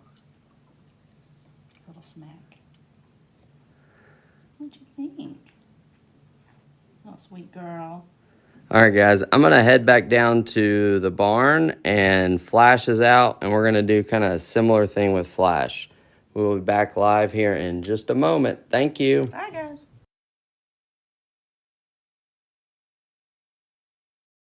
So other differences, a three-toed sloth has more vertebrae in its cervical spine between its skull and its shoulders, and they have 3 vertebrae of a tail, three-toed sloth. Two-toed sloth has fewer in its cervical spine from its skull to its shoulders and no tail, so it's got like 6 extra or 5 extra between its hips and its shoulders. So a three-toed sloth will turn its head 270 like an owl. A three-toed sloth, let me show you, will turn his whole body like a slinky. Hey, Flash, come here, buddy. So you'll see that he can turn until his shoulders are basically 180 out from his, oh, they got a hold of food. He can turn till his hips are basically 180 out from his shoulders. Almost. And he's very much like a slinky. And he also is crazy strong. If you hold a piece of food way out here, you'll see how he will just lean straight out to it without even moving his feet. He'll be like a gymnast standing out sideways from a pole. Well, like out this way. You see how he has to see it though. His vision is horrible. Do they see So a hold it color way. or black No, and no white? color. Okay. Hold it way out here, and he'll He's lean grabbing his for body it. all the way out. You'll see how far he's gonna lean. Well, maybe he cheating. won't. He's cheating. There you go. Oh well, he can do his body, so his body stands all the way over like this. He can just about get his nose to there, and without grabbing anything else, because he's crazy strong. For his body mass, he's crazy strong. Per gram of muscle tissue is 3 or 4 times stronger than a human per gram of muscle tissue. Obviously not stronger overall because he only weighs 15 pounds. Yeah. But per gram of muscle tissue, he's crazy strong. So the three-toed sloths also are the ones that look like they are permanently smiling. Two-toed do not. And I forgot to tell you the other caution. Because his vision is horrible, he literally cannot see the difference between this and this. So this one you put in his mouth, this one you don't. Because his vision is horrible, he literally cannot see the difference between this and this. So this one you put in his mouth, this one you don't. He has his eyes are characterized by rod monochromacy, meaning he has all rod cells, no cone cells. So he sees only in grayscale all the time. So you can't see any color difference between those. And even in this level of light, you see how his pupils are about the size of pinpricks right there. So he's pretty much looking around like this, so he really doesn't see the difference between the food and your finger. And he never has bit anyone, but we always tell people don't put your fingers in his mouth. True of all the animals on the farm. Don't put your fingers in my mouth either. You never know how that would go. So that's the basic differences between the 2- and 3-toed sloths. But then after that, sloths are slow. Sloths are famously slow. Sloths are slow not only in their movement, they're slow in their digestion, their metabolism, their metabolic processes. They are slow in every way that an animal can be slow. So slow in their movement. If you read online, it will tell you that a sloth can only move 6 to 8 feet per minute. That is obviously not true in my experience. His inside up there is 25 feet high. And I've seen him go from the top of his inside down through the door to the top of his outside in 30 seconds. Really? So that would be something more like 50 feet per minute. So it could be that they're talking about a 3-toed sloth. I don't have any of those. I've not experienced any of those. But a 2-toed sloth is a good bit quicker than that. And if you read different information about sloths on different websites, Yeah. So much of it is directly contradictory that you just leave yourself in wonder. And so anyhow, they are slow. I mean, even at 50 feet per minute, you're talking about what, 1/3 of 1 mile per hour, something like that. If you give it to him in his hand, he's just going to drop it, and you don't feed him off the floor. So slow in their movement, slow in their digestion. The first studies on exactly how slowly a sloth digests its food, they put some 3-millimeter glass beads into some sloth's food and just waited to see how long it took them to come out. And that was between 61 and 64 days. Oh, wow. So that was where they started out thinking that's how slowly a sloth digests its food. No one seriously believes that anymore. It just seems that glass beads don't move through a sloth the same way that food does. And this is going to last about 20-30 minutes, and when he runs out of food, he's far less interested in you, so you can meter it out a little bit if you like. So when's the last time was he caught? Oh, he free feeds all night long. Oh, okay. But no, he's a chow hound. He loves to eat. He's like me. And speaking of that, sloths eat crazy much food. They digest really slowly.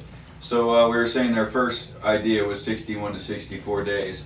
Further studies where they dyed the food shows it to be more like 18 to 30 days, depending primarily on what the sloth ate.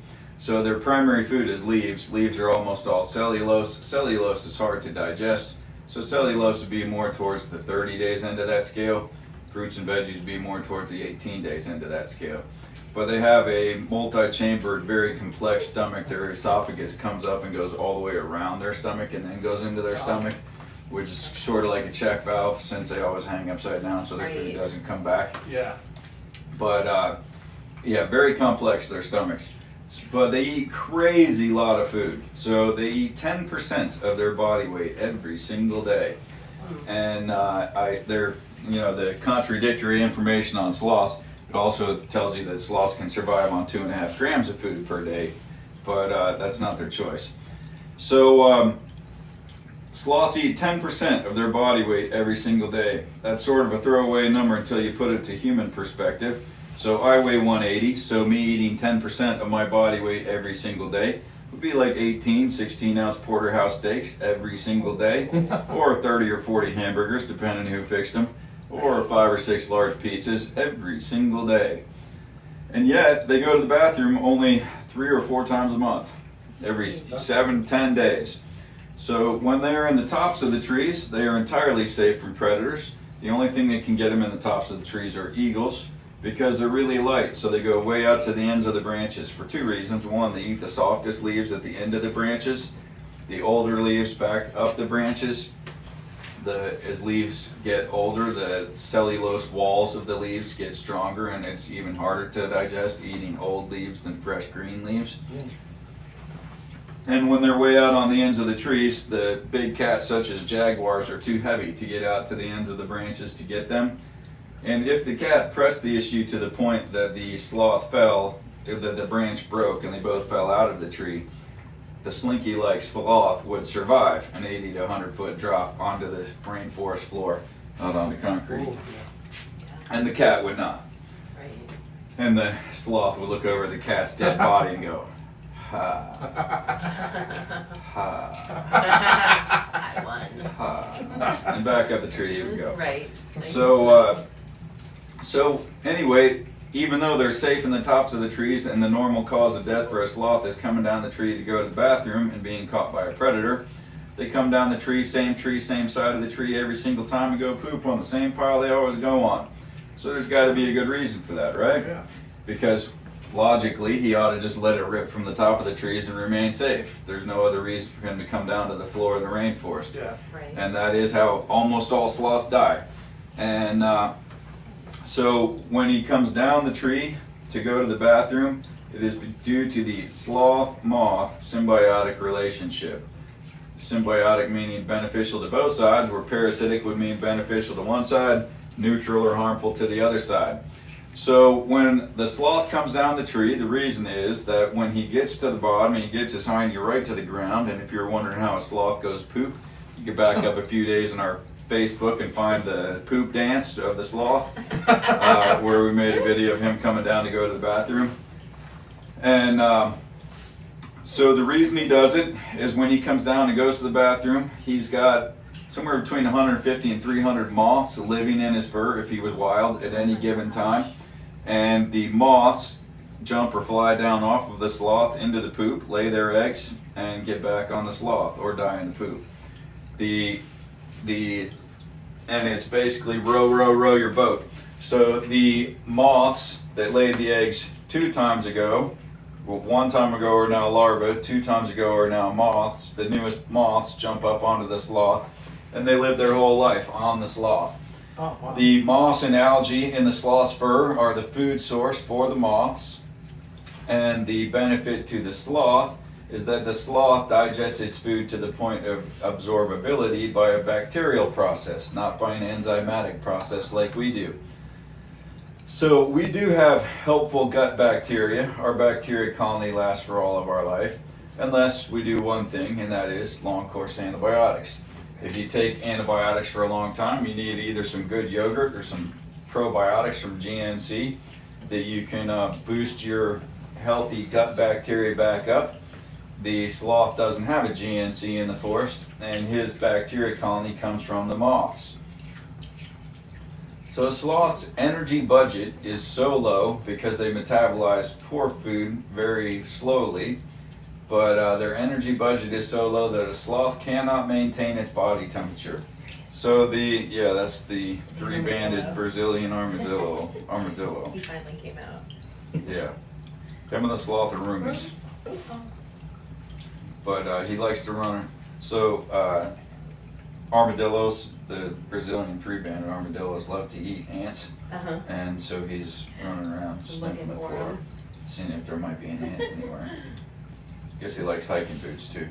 Those are some good-looking boots. What brand are those? Columbia. Columbia, yeah. Yeah. Yeah. When I hiked the Appalachian Trail, I wore Solomon's, the mid-top Solomon boots that feel just about like tennis shoes, but go like boots. Yeah. But man, they wear out fast. Do they? I'm thinking maybe possibly Sunday because they feel they're too comfortable. Yeah. The Solomons, they were great boots. It's like boots that feel like tennis shoes. But hiking the Appalachian Trail, you go through a pair in 45 or 60 days. I mean, utterly shot in that period of time. But anyway, the sloth, so he eats a crazy amount of food. When he goes to the bathroom, he loses 30% of his body weight, or 1/3 of his body weight, in a single trip to the bathroom. I recently weighed the baby sloth the day before and the day after she pooped. She was 8.4 pounds before, 6.3 pounds after. So 2.1 pounds different.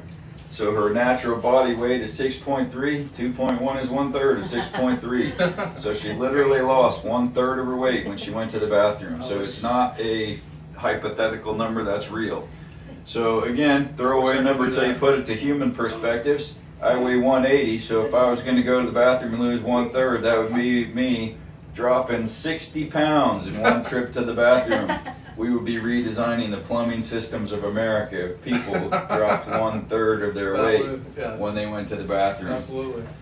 So they're slowing their digestion, slowing their metabolism. So their metabolic rate is really slow. They metabolize their food very thoroughly but very slowly. So if he eats 10% of his body weight every day and goes 10 days between trips to the bathroom, that's 100% of his body weight that he's eaten between trips. He poops and pees at the same time. He doesn't go even pee in between trips down the tree. So that means he is metabolizing 2/3 of what he eats, but still, big pile. So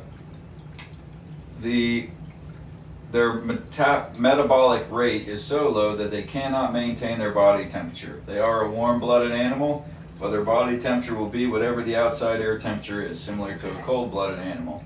So in the rainforest, daytime highs in the middle 80s, nighttime lows in the upper 60s, and his body temperature will make that range every day, which is fine for him in the rainforest.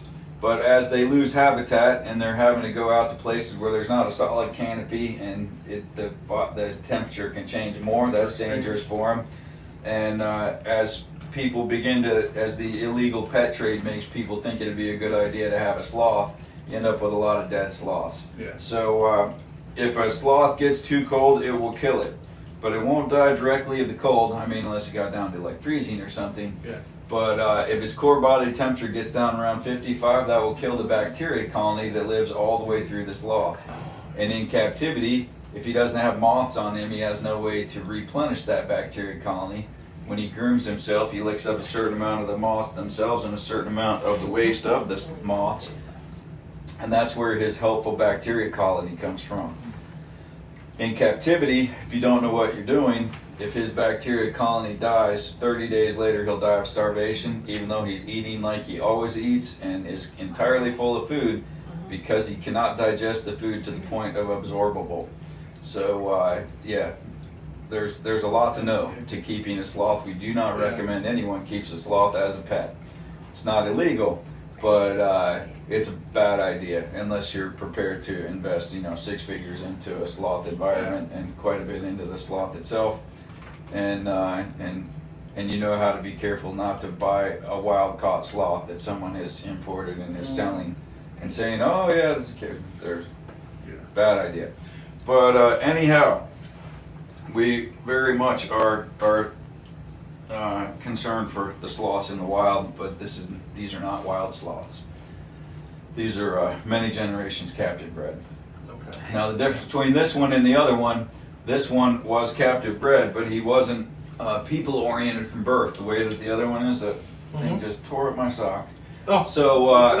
So while the sloth is perfectly happy with us and he gets this close to us and he'll lay his face right against my face and his shoulder against my shoulder, Right. he has never made any move to move onto my body. Yeah. Because it's not something that would be natural to him, because he was in a static display for 2 years before we had him. So he's perfectly friendly, he likes me, he hangs out with me, but he's never made a move to move onto my body, so Right. we don't force the issue. No. I've never taken hold of his arm and tried to put him onto me, or taken hold of him and tried to grab him. We are perfectly happy for him to interact with us in the way that he is Right. comfortable with, and that is fine. And so anyway, slowing their digestion, slowing their metabolism, slowing their metabolic processes, so they grow really slowly.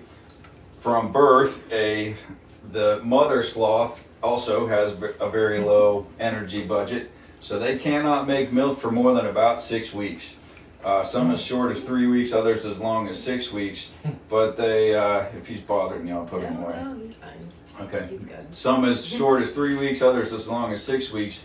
But they are done nursing their babies by 6 weeks. That doesn't mean they're done with the baby. The mother's job after that is to teach the baby how to find and eat food. So don't tear up my socks. There's no ants in there.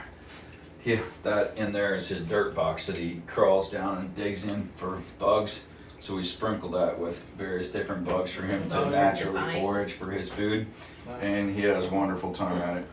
But we try to use foraging food behaviors for all of them. So like this guy, he gets his breakfast from us, but then we hide food around his environment for him to go around and look for. So, and like that guy's the Coatimundi, and he has shelves all over the place, and we put food in various places for him too. So anywho, the sloth, looking at his physical characteristics, his nose is always wet. That is the only place on his body he can sweat from. And when he eats fruit, his face is just a mess with how wet his nose gets. So again, if you scroll back in Facebook and look for Mango Day, it's the cover picture is him with a mango plastered all over his entire face. Yeah. And it's pretty funny. He goes kind of ape over a mango. Wow. And but you can't give him too much fruit, because similar to a baby getting too much sugar and then getting thrush, you'll send his bacteria colony into overload, overdrive, whatever. So his teeth, he has big, sharp teeth, and his teeth grow throughout his life. He has no enamel on his teeth because he lives in the rainforest for 20 plus years and he has no toothbrush. So his teeth grind against each other like this and sharpen continuously throughout his life. So it's kind of like rodent teeth that they grow for all of their life. They don't get replacement teeth, but their teeth grow forever. The sloth does have ears. A lot of people don't realize that a sloth has external ears. They are right here. His ears proportional to his head are just as big as our ears proportional to our heads. And because his sense of vision is very poor, his smell and his hearing are absolutely wonderful. So for better or worse, the sloth knows what I sound like and he knows what I smell like. So when we walk in and talk to him, and lately he seems to like Tony more than he likes me. So Tony's usually in the kitchen in the morning here and the sloth comes down to him. And this is Tony over here. If you're the online audience that haven't seen Tony before, Tony's the farm manager. And so anyhow, the sloth knows what we smell like, he knows what we sound like. And if the staff is in here, the sloth comes straight down to come to us. And his normal encounter time is, if the staff is in here, the sloth comes straight down to come to us. And his normal encounter time is 10 o'clock and 10:30. And usually if the door isn't open by 9:50, all these smears on the other side are him with his nose in the window and his finger going, saying, hey, come on, it's time, y'all, let's go. Shake a leg. Brother needs his breakfast. And so he's not being forced to do anything here that he doesn't want to do. And he only does 2 encounters a day. So, he's not like one of these places that has a sloth out booked every 10 minutes for 8 hours of the day, and it's not here. So the other things about a sloth, his claws, the last bone of his finger is inside of that claw. The last knuckle of his phalanges are completely inside of the claw. And so you have to know what you're doing. If you have to groom the sloth's claws, we don't have to here with him because we keep trees that still have the bark on the tree, so his claws wear down in a natural way instead of having to take a Dremel to him. And he's been here 3.5 years and his claws have remained the right length just because we put the right trees in there. And this humidity in there stays, 50, 60, 70% all the time, so that keeps the bark on the trees better. And that's what he needs anyway, is that high of humidity. So see, he's like about to doze off. He's like, oh, belly's full. Nap time. Nappy people. And so sloths also are crazy strong. Some people are starting to call these 2-fingered, 3-fingered instead of 2-toed, 3-toed, because it is more like they have 4 arms and no legs than 4 legs and no arms. Obviously, he's never going to walk on the ground like a dog. And he uses all 4 of his feet like hands in the same manner to the extent that he can use them like hands. Obviously, he has no opposable thumbs. But the way that his hands are like slip joint pliers, that they can grasp a wide variety of diameters of things. So if you look in his environment in there, about where the tree turns and goes up right there, if he's below that, he'll lumberjack it like this. If he's above that, he can grasp with one claw, front or back, even something as big around as that. And then up at the top, he can grasp with one hand and hang from something about the size of my thumb, which I think we're going to do the baby sloth upstairs, so you'll be able to better see what his environment looks like from upstairs here in a minute. And but crazy strong, as in he can do a 1-arm pull-up by any of his 4 arms and then hang there for a long time. But the hanging there for a long time isn't a matter of strength, it's a matter of design. So for us as people, our stress or exertion state is this. If we were going to try to hang from that bar, we could remember from PE class many years ago that a minute is a long time to do a 2-arm hang. He can hang there for days. In fact, if he died, he wouldn't necessarily fall. He would continue to hang there until something rotted or until... This little guy is very interactive this morning. So he would continue to hang there until something knocked him out of the tree or until something rotted or broke.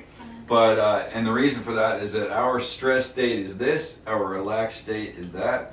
He's the opposite. His relaxed state is this, and his stress state is that. So if you see him reach out for something, he reaches out slowly and snaps back on it. Because this is return to relax. This is exertion, return to relax. And so he's exerting no energy at all to hang from that tree, and he could hang there for days. Baku, what do you need, buddy? What do we want, buddy? This is Baku. Baku is a 3-banded armadillo, so he's the only one that closes up completely into a perfect ball like that. That's the way Baku closes up. And the reason his name is Baku is like Bakugan, the toys that kids my kids' age Yep, used to have. They collapse close up into a like ball. that and then bump, open up. And then when he's coming out, oh, now he's like, why did you pick me up? I was trying to eat your feet. But when he opens up, he just jumps out like a Bakugan. And because I was in high school in the 80s, when I get another one, it's going to be named Shaka Khan. So he's a boy. When we get a girl, it's going to be named Shaka Khan. And I'm saying I need to get a little intro music for the animals when I'm on a farm tour. And here's Shaka Khan, Shaka Khan. And the little baby llama down there, I think we're going to name Dude. And his entry music would be, Dude looks like a lady. Perfect. I started to say Tyler, like Steven Tyler, Steven like Tyler, Dude yeah. looks like a lady, but I'm like, it's a little too many steps to get from Yeah. Tyler to Dude looks like a lady. Better just Dude looks like a lady. So, yeah.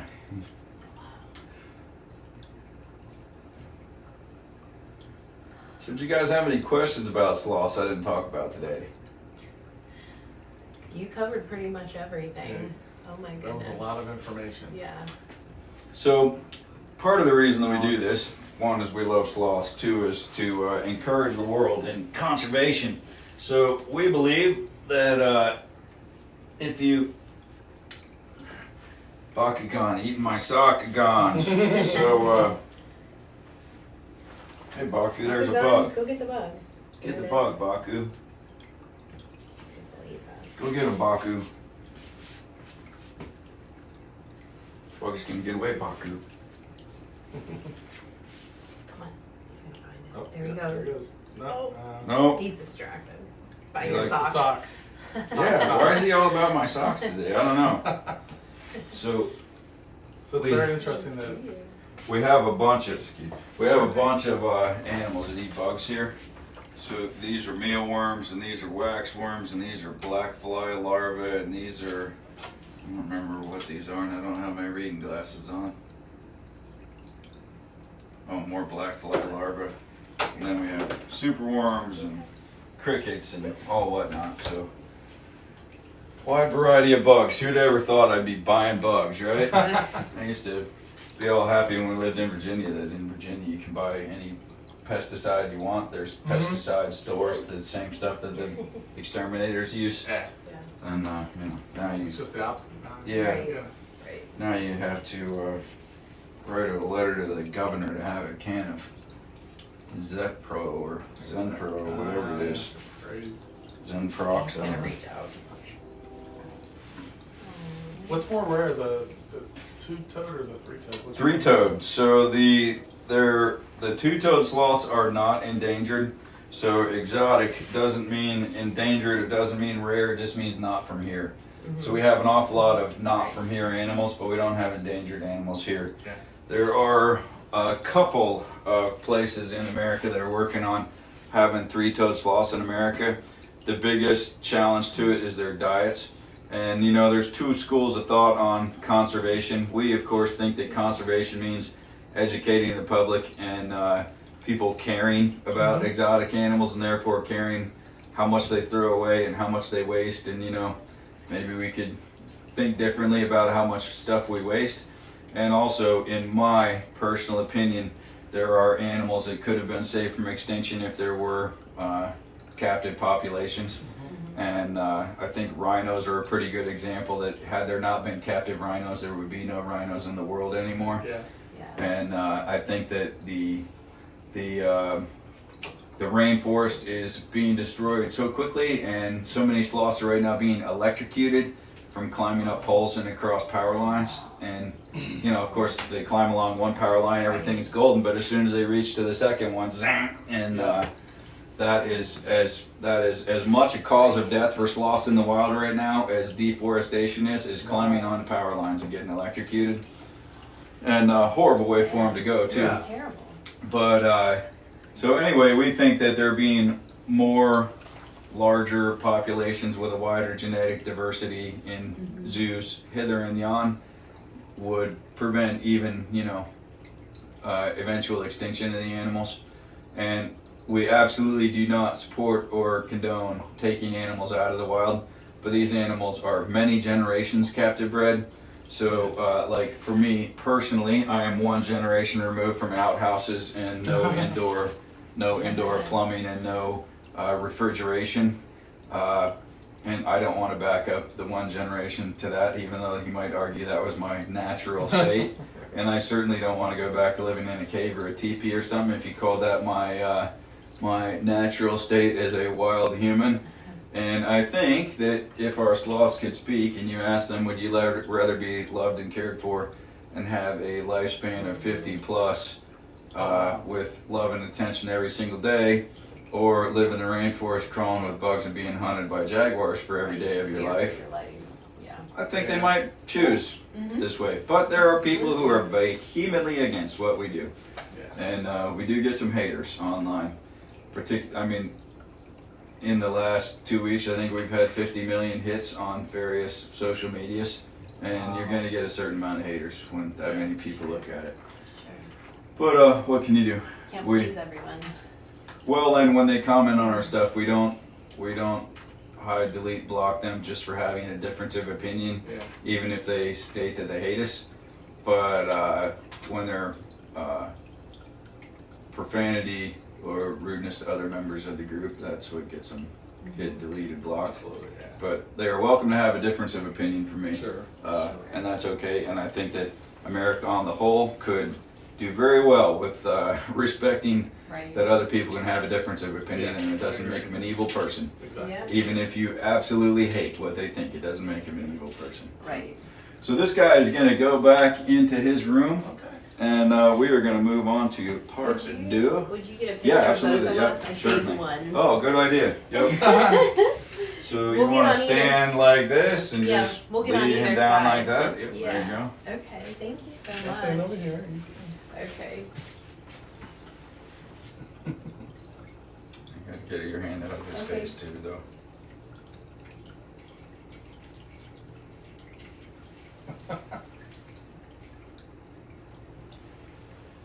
Say, hey, Flash, and then put it on Hey, everybody. Flash. Say it in a low voice like you say, Hey, hey, Flash. Flash. Hey, Flash. There you go. Thank you so much. This Thank has you, been Flash. amazing. It's great to have an electronic appreciate camera so you can that. just click it 1,000 times and Amazing. delete while you drive. Exactly. Right. Oh my gosh. So did you guys drive here from Cincinnati for this, or are you staying in the area? We're staying in the area, but we came for this. Yeah. Where are you staying? Topton, North Carolina. Topton. You up on a mountain ridge? Mm-hmm. Yes, we Excellent. are. Very top Way of up there. it. Yeah. You're about a week late on the colors, but there's Yeah. there's still a good amount of color out there. How do the colors look where you're staying? Pretty much there's one red leaf on the tree Hanging that on. we've seen across the area, so. Yeah, still a So little when you orange. leave here today, if you're not in a hurry to get to where you're going, the color is still on if you go up the mountain right by us. Okay. If you put when you get back out to 64 highway, don't put it in your nav from here. You're going up a adventurous in a Jeep gravel road. But if you put it in your nav from out there, put in Benton Falls. It'll Okay. take you up a road that goes like this, up Yeah. paved up to Benton Falls. And you're not actually trying to go to Benton Falls and go hiking. I mean, unless you want to, but you get those shoes pretty dirty. That's fine. But there are 3 or 4 spots on the way up that say scenic overlook, and being a little bit lower in elevation, our colors are a little bit behind where you are. So there's still more reds and oranges to see if you drive up that way. And where it says scenic overlook on the sides of the roads, you literally just pull over and just it's right there. Oh, You don't have to hike at all. okay.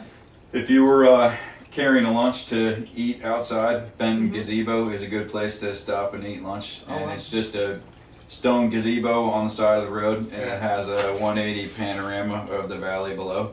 That would be a pretty place to sit and eat lunch. Yeah. If you were trying to find a place to pick up the lunch on the way there, Myrtle's Cafe is who does all of the catering for all the rafting companies here. Yeah. Uh-huh. And it's in a building that looks like Old West, but you know, it's only 2 years old. But it's built to look Old West style. And when you get cookies there, they're still a little bit wiggly. That's the Lord's work as far as I'm concerned. That's And tight. That's awesome. yeah, so that'd be a good place to stop and grab a lunch to eat if you went up there. And then if you were going hiking, if you went to Benton Falls, it's 1.4 each way. And the waterfall at the bottom is, you know, it's one that goes all across all the rocks all the way down. and it's significantly bigger than this barn. So it's a cool fall. Okay. And it's 1.4 each way. I don't know about those shoes Oh, I brought my necessarily. hiking boots because we're Oh. horseback riding. Oh, excellent. Are you going to Akoi horse riding? Here, we're going the 60-minute. Oh, you're going on horse riding with me today. Mhm. Okay, I didn't even see that on my schedule. All right, great.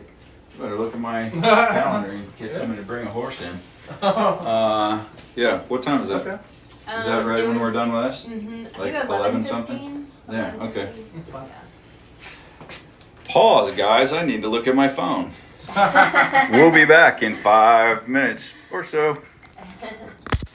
Yeah. We'll be back in 5 minutes or so. Yeah. We'll be back in 5 minutes or so. Yeah. We'll be back in 5 minutes or so. Yeah.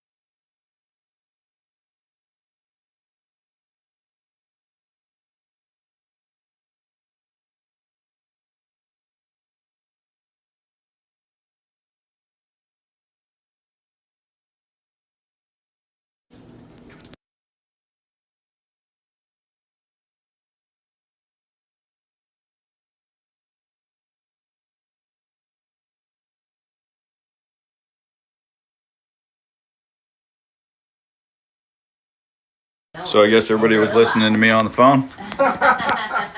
Amateur hour, guys, because Kevin isn't here today. Kevin is out riding bikes. If you want to see where he's riding bikes, he's on adventures with Emmy today. Emmy is his daughter. And we are going upstairs for the baby sloth now. If you guys want to see the way that Flash is in his room when he's all done with his encounters for the day, which that was his whole day right there. Wow. Because they literally only do 2 a day, max of 4 people at a time. And that is just all he does for the day. So his belly is full now, so he's going to go in and go upstairs. And when we get upstairs, he will either be sleeping in a branch or in his hammock.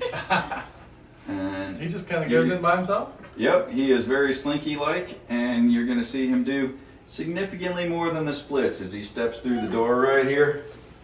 And some people that watch us online think that we're horrible people and that this is his whole area right here is hanging on this branch in the kitchen.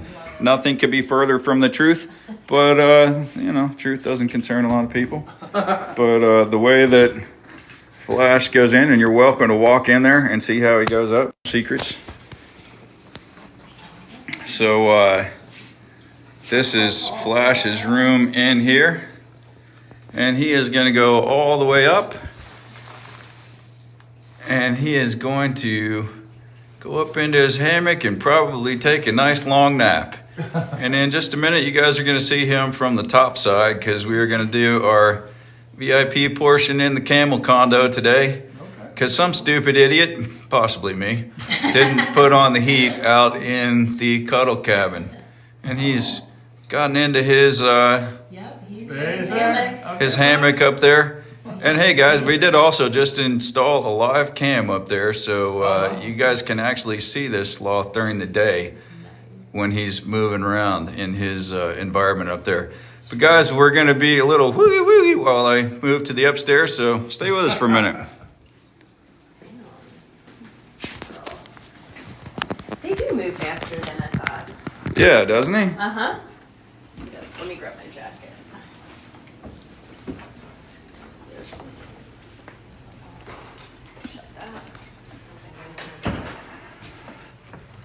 This is the outside of where we were, guys. If you haven't seen us before, this is the exotic animal barn. We are now going upstairs in the exotic animal barn into the camel condo, and that's where we're doing our second part. Will you bring her up, Tony? Please and thank you. This is outside on the farm. There's a couple gazebos over there. That's one of the cabins you can stay in. Those down there are the covered wagons that you can stay in. Those are pretty cool.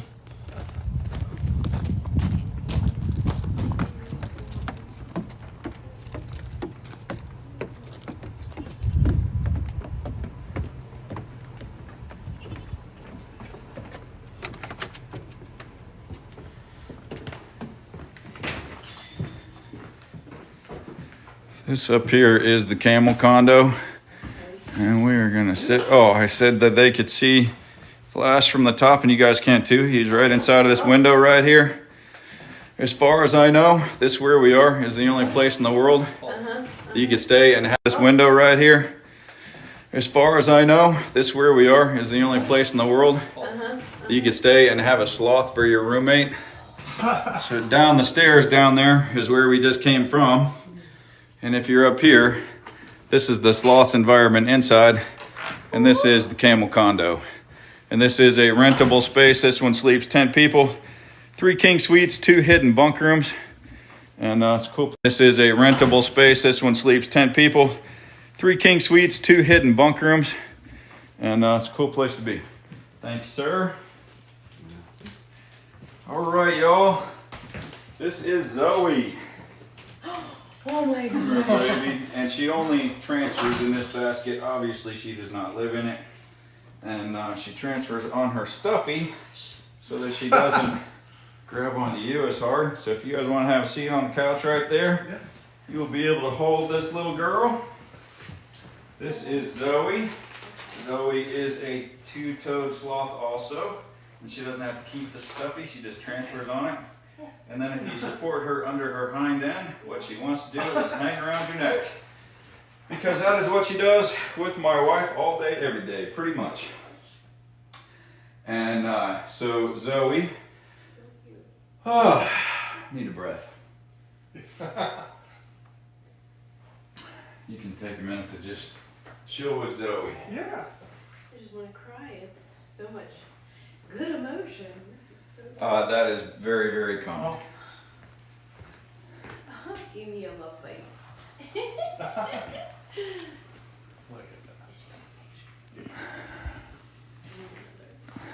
Yes, you still are welcome to take as many pictures and as many videos as you want. We do not charge for things like pictures and videos. We don't make them for you either, but I'm happy to take pictures for you with your phone though if you want me to. Oh my gosh. Profile pic coming up. This is the sweetest. That's right. I know, this is... Wow, she's so much softer than Flash. Yeah, his hair is a lot longer. So they have an undercoat and an overcoat, so the long hairs on the outside are where she's beginning to get adult hairs. Right. So her birthday is December 16th. She will be 1 year old on December 16th. So she's currently 11 months. She's been here since she was 3.5 months old, and when she came here, she weighed 1 pound 11. She currently, her natural weight is about just a shade over 6 pounds, and that is her least favorite way to be scratched is like this. She very much prefers like this. And she slow and quiet is the way sloths like it. And the difference between her and Flash, primarily, I mean, she's a girl, he's a boy, but and they are unrelated, if anybody wondered. The primary difference between her and Flash is that she was raised from birth to be oriented to people. So, and you can move those pillows around so you're comfortable. You don't have to sit the way it is. She has been people-oriented from birth. And we'll transfer her one time during this, and we'll move her to her stuffy, and then to, man, I'm bad with names. Rick, yeah, Rick. Rick and Rebecca. 2 R's, I should be able to remember that. R&R. Yeah, R&R, and here you are on R&R. Yeah, I used to drive, one of my favorite motorcycles I ever had was a CBR 900 RR. And that one was my license plate on it was unicycle because, you know, I drive around on the rear wheel all the time. But different story, different day. But so the guy who bred Zoe has been involved in sloth conservation via captive bred animals. He only sells to USDA licensed people. You have to be approved by him before you're ever going to get a sloth from him. You have to prove that you have the knowledge and the resources to properly care for a sloth. You have to have reference by him before you're ever going to get a sloth from him. You have to prove that you have the knowledge and the resources to properly care for a sloth. You have to have reference by him before you're ever going to get a sloth from him. You have to prove that you have the knowledge and the resources to properly care for a sloth. You have to have reference by him before you're ever going to get a sloth from him. You have to prove that you have the knowledge and the resources to properly care for a sloth. You have to have reference. So he's been doing this for about 30 years now, and he has the most genius system there is for having healthy, people-oriented sloths. So his mother animals are all clicker trained. So click, click, click, I'm going to take the baby, but for having healthy, people-oriented sloths. So his mother animals are all clicker trained. So click, click, click, I'm going to take the baby, but it will be back. It doesn't stress the mothers, therefore it doesn't stress the babies. So from a baby sloth only eats milk from its mother for somewhere between 3 and 6 weeks because the mother just doesn't have the energy budget to produce milk for any longer than that. And the babies begin eating solid food on day 4 of budget to produce milk for any longer than that. And the babies begin eating solid food on day 4 of their life. Really? So the clicker training, click, click, click, gonna take the baby, starting from 2 weeks old. He's holding the baby for 30 seconds, 45 seconds, a minute, working up until by the time the mother has weaned the baby is being held for 30, 45 minutes, several times a day by people. So the babies are entirely imprinted on people, but yet get all the social and health benefit of being a mother-raised animal. Which is a trick. Most animals, if you're ever going to bottle feed, you take them away from their mother, and that's how you people orient them, is take them away from their mother, give them bottles, and there you go. So, like similarly, our kangaroos are bottle fed, but they drink milk from their mother as long as they should, but then at the point that the mother would be ready to wean them, then we start them on bottles. And nutritionally, they don't necessarily even still need the bottles, and the mothers would have weaned them off of milk. But we keep giving them bottles just for the social interaction aspect of it. So that's another good way. But anyhow, talking about sloths. So the babies stay with their mothers for as long as the mother stays with the baby. In the wild, a two-toed sloth will stay with its mother for 3 or 4 months. And they'll only eat milk for 3 to 6 weeks. But then the mother is teaching the baby how to live in the world. After that, they used to think that sloths lived in one tree or a very small set of trees for all their life because of the poop piles and all that. Sure, yeah. Now they realize that a mother sloth will live in one tree or a very small set of trees while she has a baby with her, and she is teaching the baby that small world. When she weans the baby, the mother leaves from there and leaves the baby in the place that the baby's been for all its life. And then the baby's world gets bigger over time as it explores the world on its own. And the mother's primary focus at that time is that they teach the baby what to eat and how to eat it by example. So you can see pictures online of a mother and a baby chewing on the same leaf at the same time. Really cute. Oh, yeah. And that's how they learn. That's how they teach the babies how to eat and what to eat in the wild. Obviously, our sloths are fed. They don't need to learn what to eat, and there's nothing harmful for them to eat around here. Yeah. But that is how he raises these babies, to have all the social and health benefit of being a mother-raised animal, but people-oriented from birth. So this baby sloth, I wanted to name her Oof, because I've never heard Flash vocalize, but when you go to set her down, she goes, Oof, Oof, which is, no, hold me. And because her primary groove in life is to be held by people. That is what she loves. That's what she treasures. Yeah. And the downside of being my wife is she's chained to her phone and her computer all day, every day. The upside is she's holding the sloth while she's doing it. Oh. So if you're talking to my wife on the phone or emailing with her, probably Zoe is there supervising. Yeah. But so sweet. She just kind of squeezes, and you can hear her exhaling. You can. Yeah. She is an extraordinarily cuddly animal. I think that there are people who think that we only post greatest hits on our Facebook or TikTok or whatever. The only ones we don't post or when somebody is utterly broken down weeping, because we're not trying to embarrass anyone, No, right. but a lot of people have a very, very visceral response to holding this animal, Yeah. because there's just something transcendent about it that you just can't adequately describe in words. Right, words don't do it justice. Because they seem like they could not survive. They don't have. They're so slow, and you know how is this animal surviving in the wild? So they go out to the ends of the branches where the cats can't get to them and the large snakes can't get to them. And then the only thing that can get to them are the eagles. And another benefit of the moths is that the moths are fertilizing by their waste, the moss and the algae that's all in the sloth's fur. So if you see a wild sloth, they look green and nasty and just ugh. Yeah. But the moss and the algae are helping to disguise them from the eagles up in the tops of the trees. So, you know, the brown blends in with the brown of their natural fur, blends in with the branches, and then the green and the dark colors of the moss and algae blend in with leaves.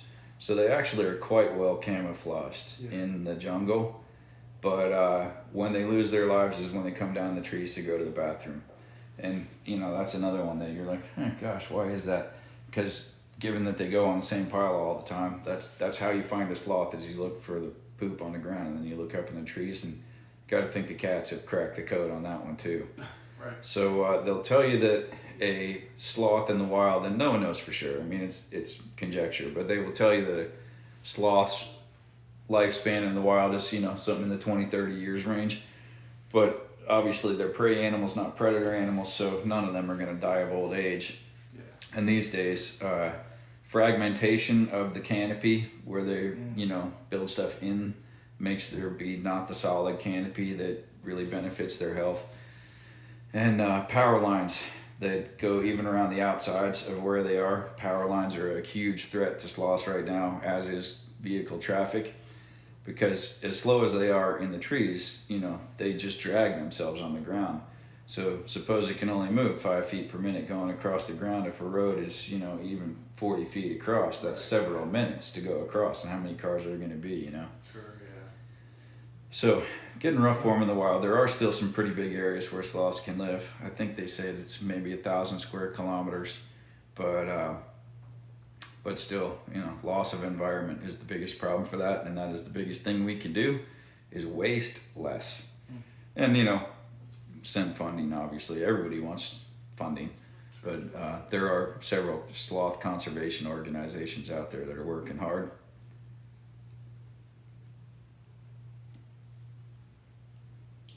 So yeah, the tuft of fur that's just sticking out right there. Yeah, that's just its little cowlick. So if you look at, you can't really see it on her because she doesn't like to be held out, but their sloth, their fur parts on their belly and comes back together on their back. Okay. The opposite of the way that, you know, dogs and cats, it parts on the top, it comes back together on the belly, because they're most of the time upside down in the wild, and therefore the water hits here and sheds off along and drips off of their back, instead of the opposite way like most other mammals would be. And you can touch her little ears, they like kind of still stick out a little bit. Her eyes is closed.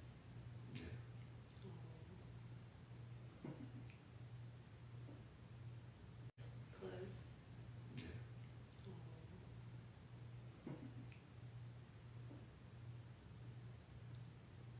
If you move her, she just grabs.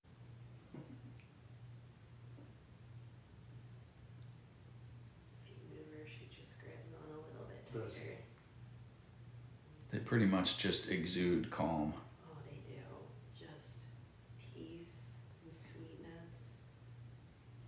We get haters that will comment, that's a wild animal, it's going to tear you up. I'm like, well, comments free from knowledge. Right, yeah. Good morning, Ed. You want to go outside, baby? Come here, baby. Oh, good boy. It's funny that he makes the loud grumbly noise, but he sticks his head down into the halter because he wants to go.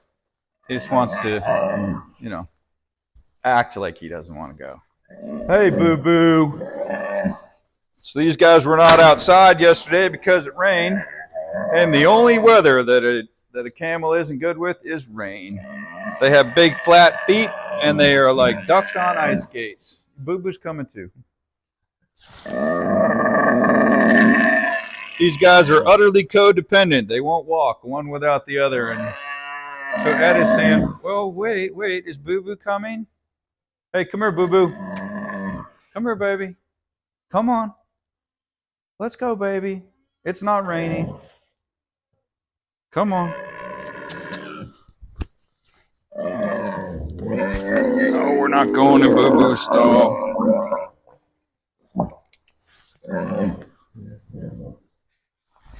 Come on, Boo-boo. Watch your step. There's mud. Come on, Boo-boo. What do you think Marty's doing this morning? Let's go find out. And we got to go look for eggs. We got to go see if there's emu eggs. You want to go with me? Huh? Come on, Boo-boo. Watch your step, boys. It's muddy. Come on, Boo-boo.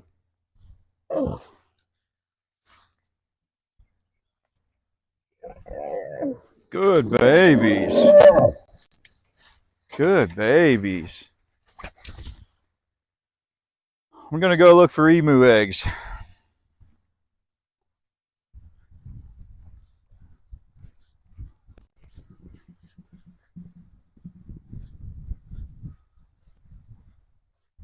So there was this black bucket laying in the corner over here, and the emu laid an egg next to that like 3 times. Now I guess somebody was picking up the field to move the bucket. I don't know why the bucket made a secure place for an emu to lay an egg, but whatever.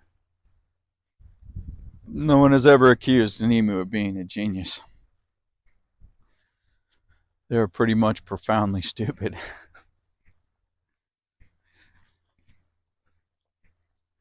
And they like to lay them over here sometimes in this pile of stuff, which is why the pile is still here.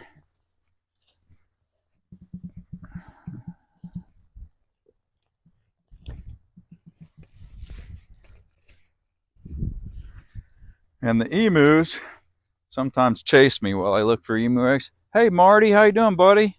Oh, I don't have a carrot with me, dude. The emus sometimes chase me while I look for the eggs. And if they do, a boo is going to come and run the emus off.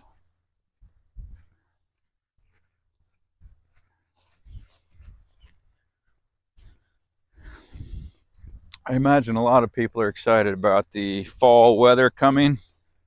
I do not share their enthusiasm. I like it hot. My favorite place is Hawaii. Just too expensive to live there. I honestly considered moving there at one point, but I just couldn't figure out how my kids would ever support themselves on the economy of Hawaii. But I used to go there every year, and we would go first to Oahu, because Dive Oahu, wonderful organization, at least they were 10 years ago, had a 5-day dive package. You could go as often as the boat went for one price. And you could dive on the YO, and you could dive on the airplane wings, and there were some tiger sharks that hung out by the airplane wings. And the only thing you really had to pay extra for on the 5-day dive package was nitrox and DPVs. So that was a lot of fun. Then we would go over to the Big Island, and it's funny, I used to say when I was a kid this stupid little thing for no apparent reason, that when I was grown I was going to live on the flat rolling mountainous countryside near the city on the beach, where it's never too hot, never too cold, and never rains because the ground is watered with a mist. And much to my surprise, the place actually exists. It's called North Kohala Ranch on the Big Island of Hawaii, and it's shaped, you know, like this. And you buy your lot according to what you want your daytime high to be. It's pretty amazing. So if you want your daytime high to be like 85 in the summer, 80 in the winter. You buy the first 1,000 feet of elevation, and for every 1,000 feet that you go up, you lose 5 degrees on the daytime high. And that ranch has, I think, 5,000 feet of elevation change. So, you know, every 1,000 feet is 5 degrees. So you can pick your lot by what you want your daytime high to be. Pretty amazing. And so anyway, that whole ranch is watered by a gravity-fed sprinkler system that they have huge catchment systems up on the top of Mauna Kea. And, or no, Mauna Loa, I guess, is where their catchment tanks are. And the whole thing is gravity fed by sprinkler system, so it's lush and green, but it's on the desert side of the island, so it's never ever rained on that ranch. It's like the perfect place to live if it wasn't so doggone expensive. And then we would go over to Kauai, the Garden Isle, which is where we spent most of the time that we ever spent in Hawaii. And my favorite things about Kauai, we would go up to Bali High Villas, which is a Wyndham place. And Greg Winston, my good friend Greg Winston, I'll have to figure out how to tag him in one of these one day. He runs a dive company up there and he has a board shop. And he's a great guy. If you're going diving in Hawaii, look for Greg Winston. I think his company's called Malama Kekai or something like that. But awesome diver. Hey, Boo Boo. What you doing, baby? Oh, he's a good boy. He's a good boy. No eggs today, Boo Boo. No emus chasing. No job for you. You need a scratch? Oh, good boy. You need some scratches. You need some loving. Oh, now Ed's jealous. Ed's gonna be jealous. But he's gonna act like he's not. He's gonna stand 10 feet away. Think we should give Ed some lovins? Let's see. Hey, Ed. You need a scratch too, buddy? Oh, come here. Oh, come here.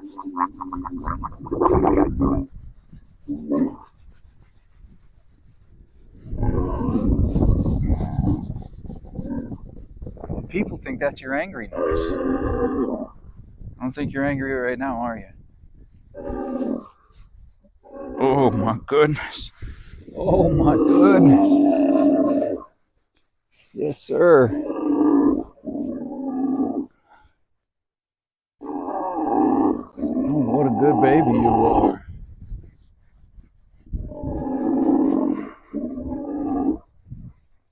Oh boy.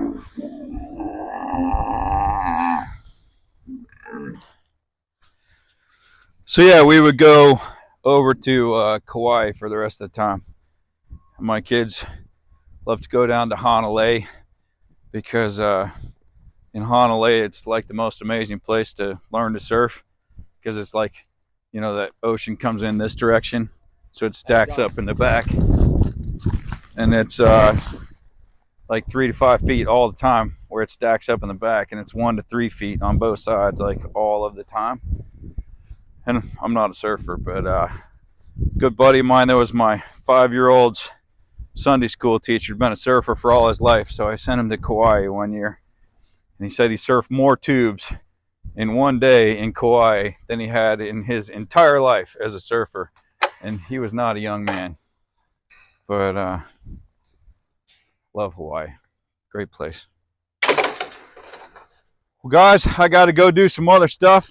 Farm work never ends. But talk to you for a minute there while I look for eggs. Maybe that'll be a daily thing. Who knows?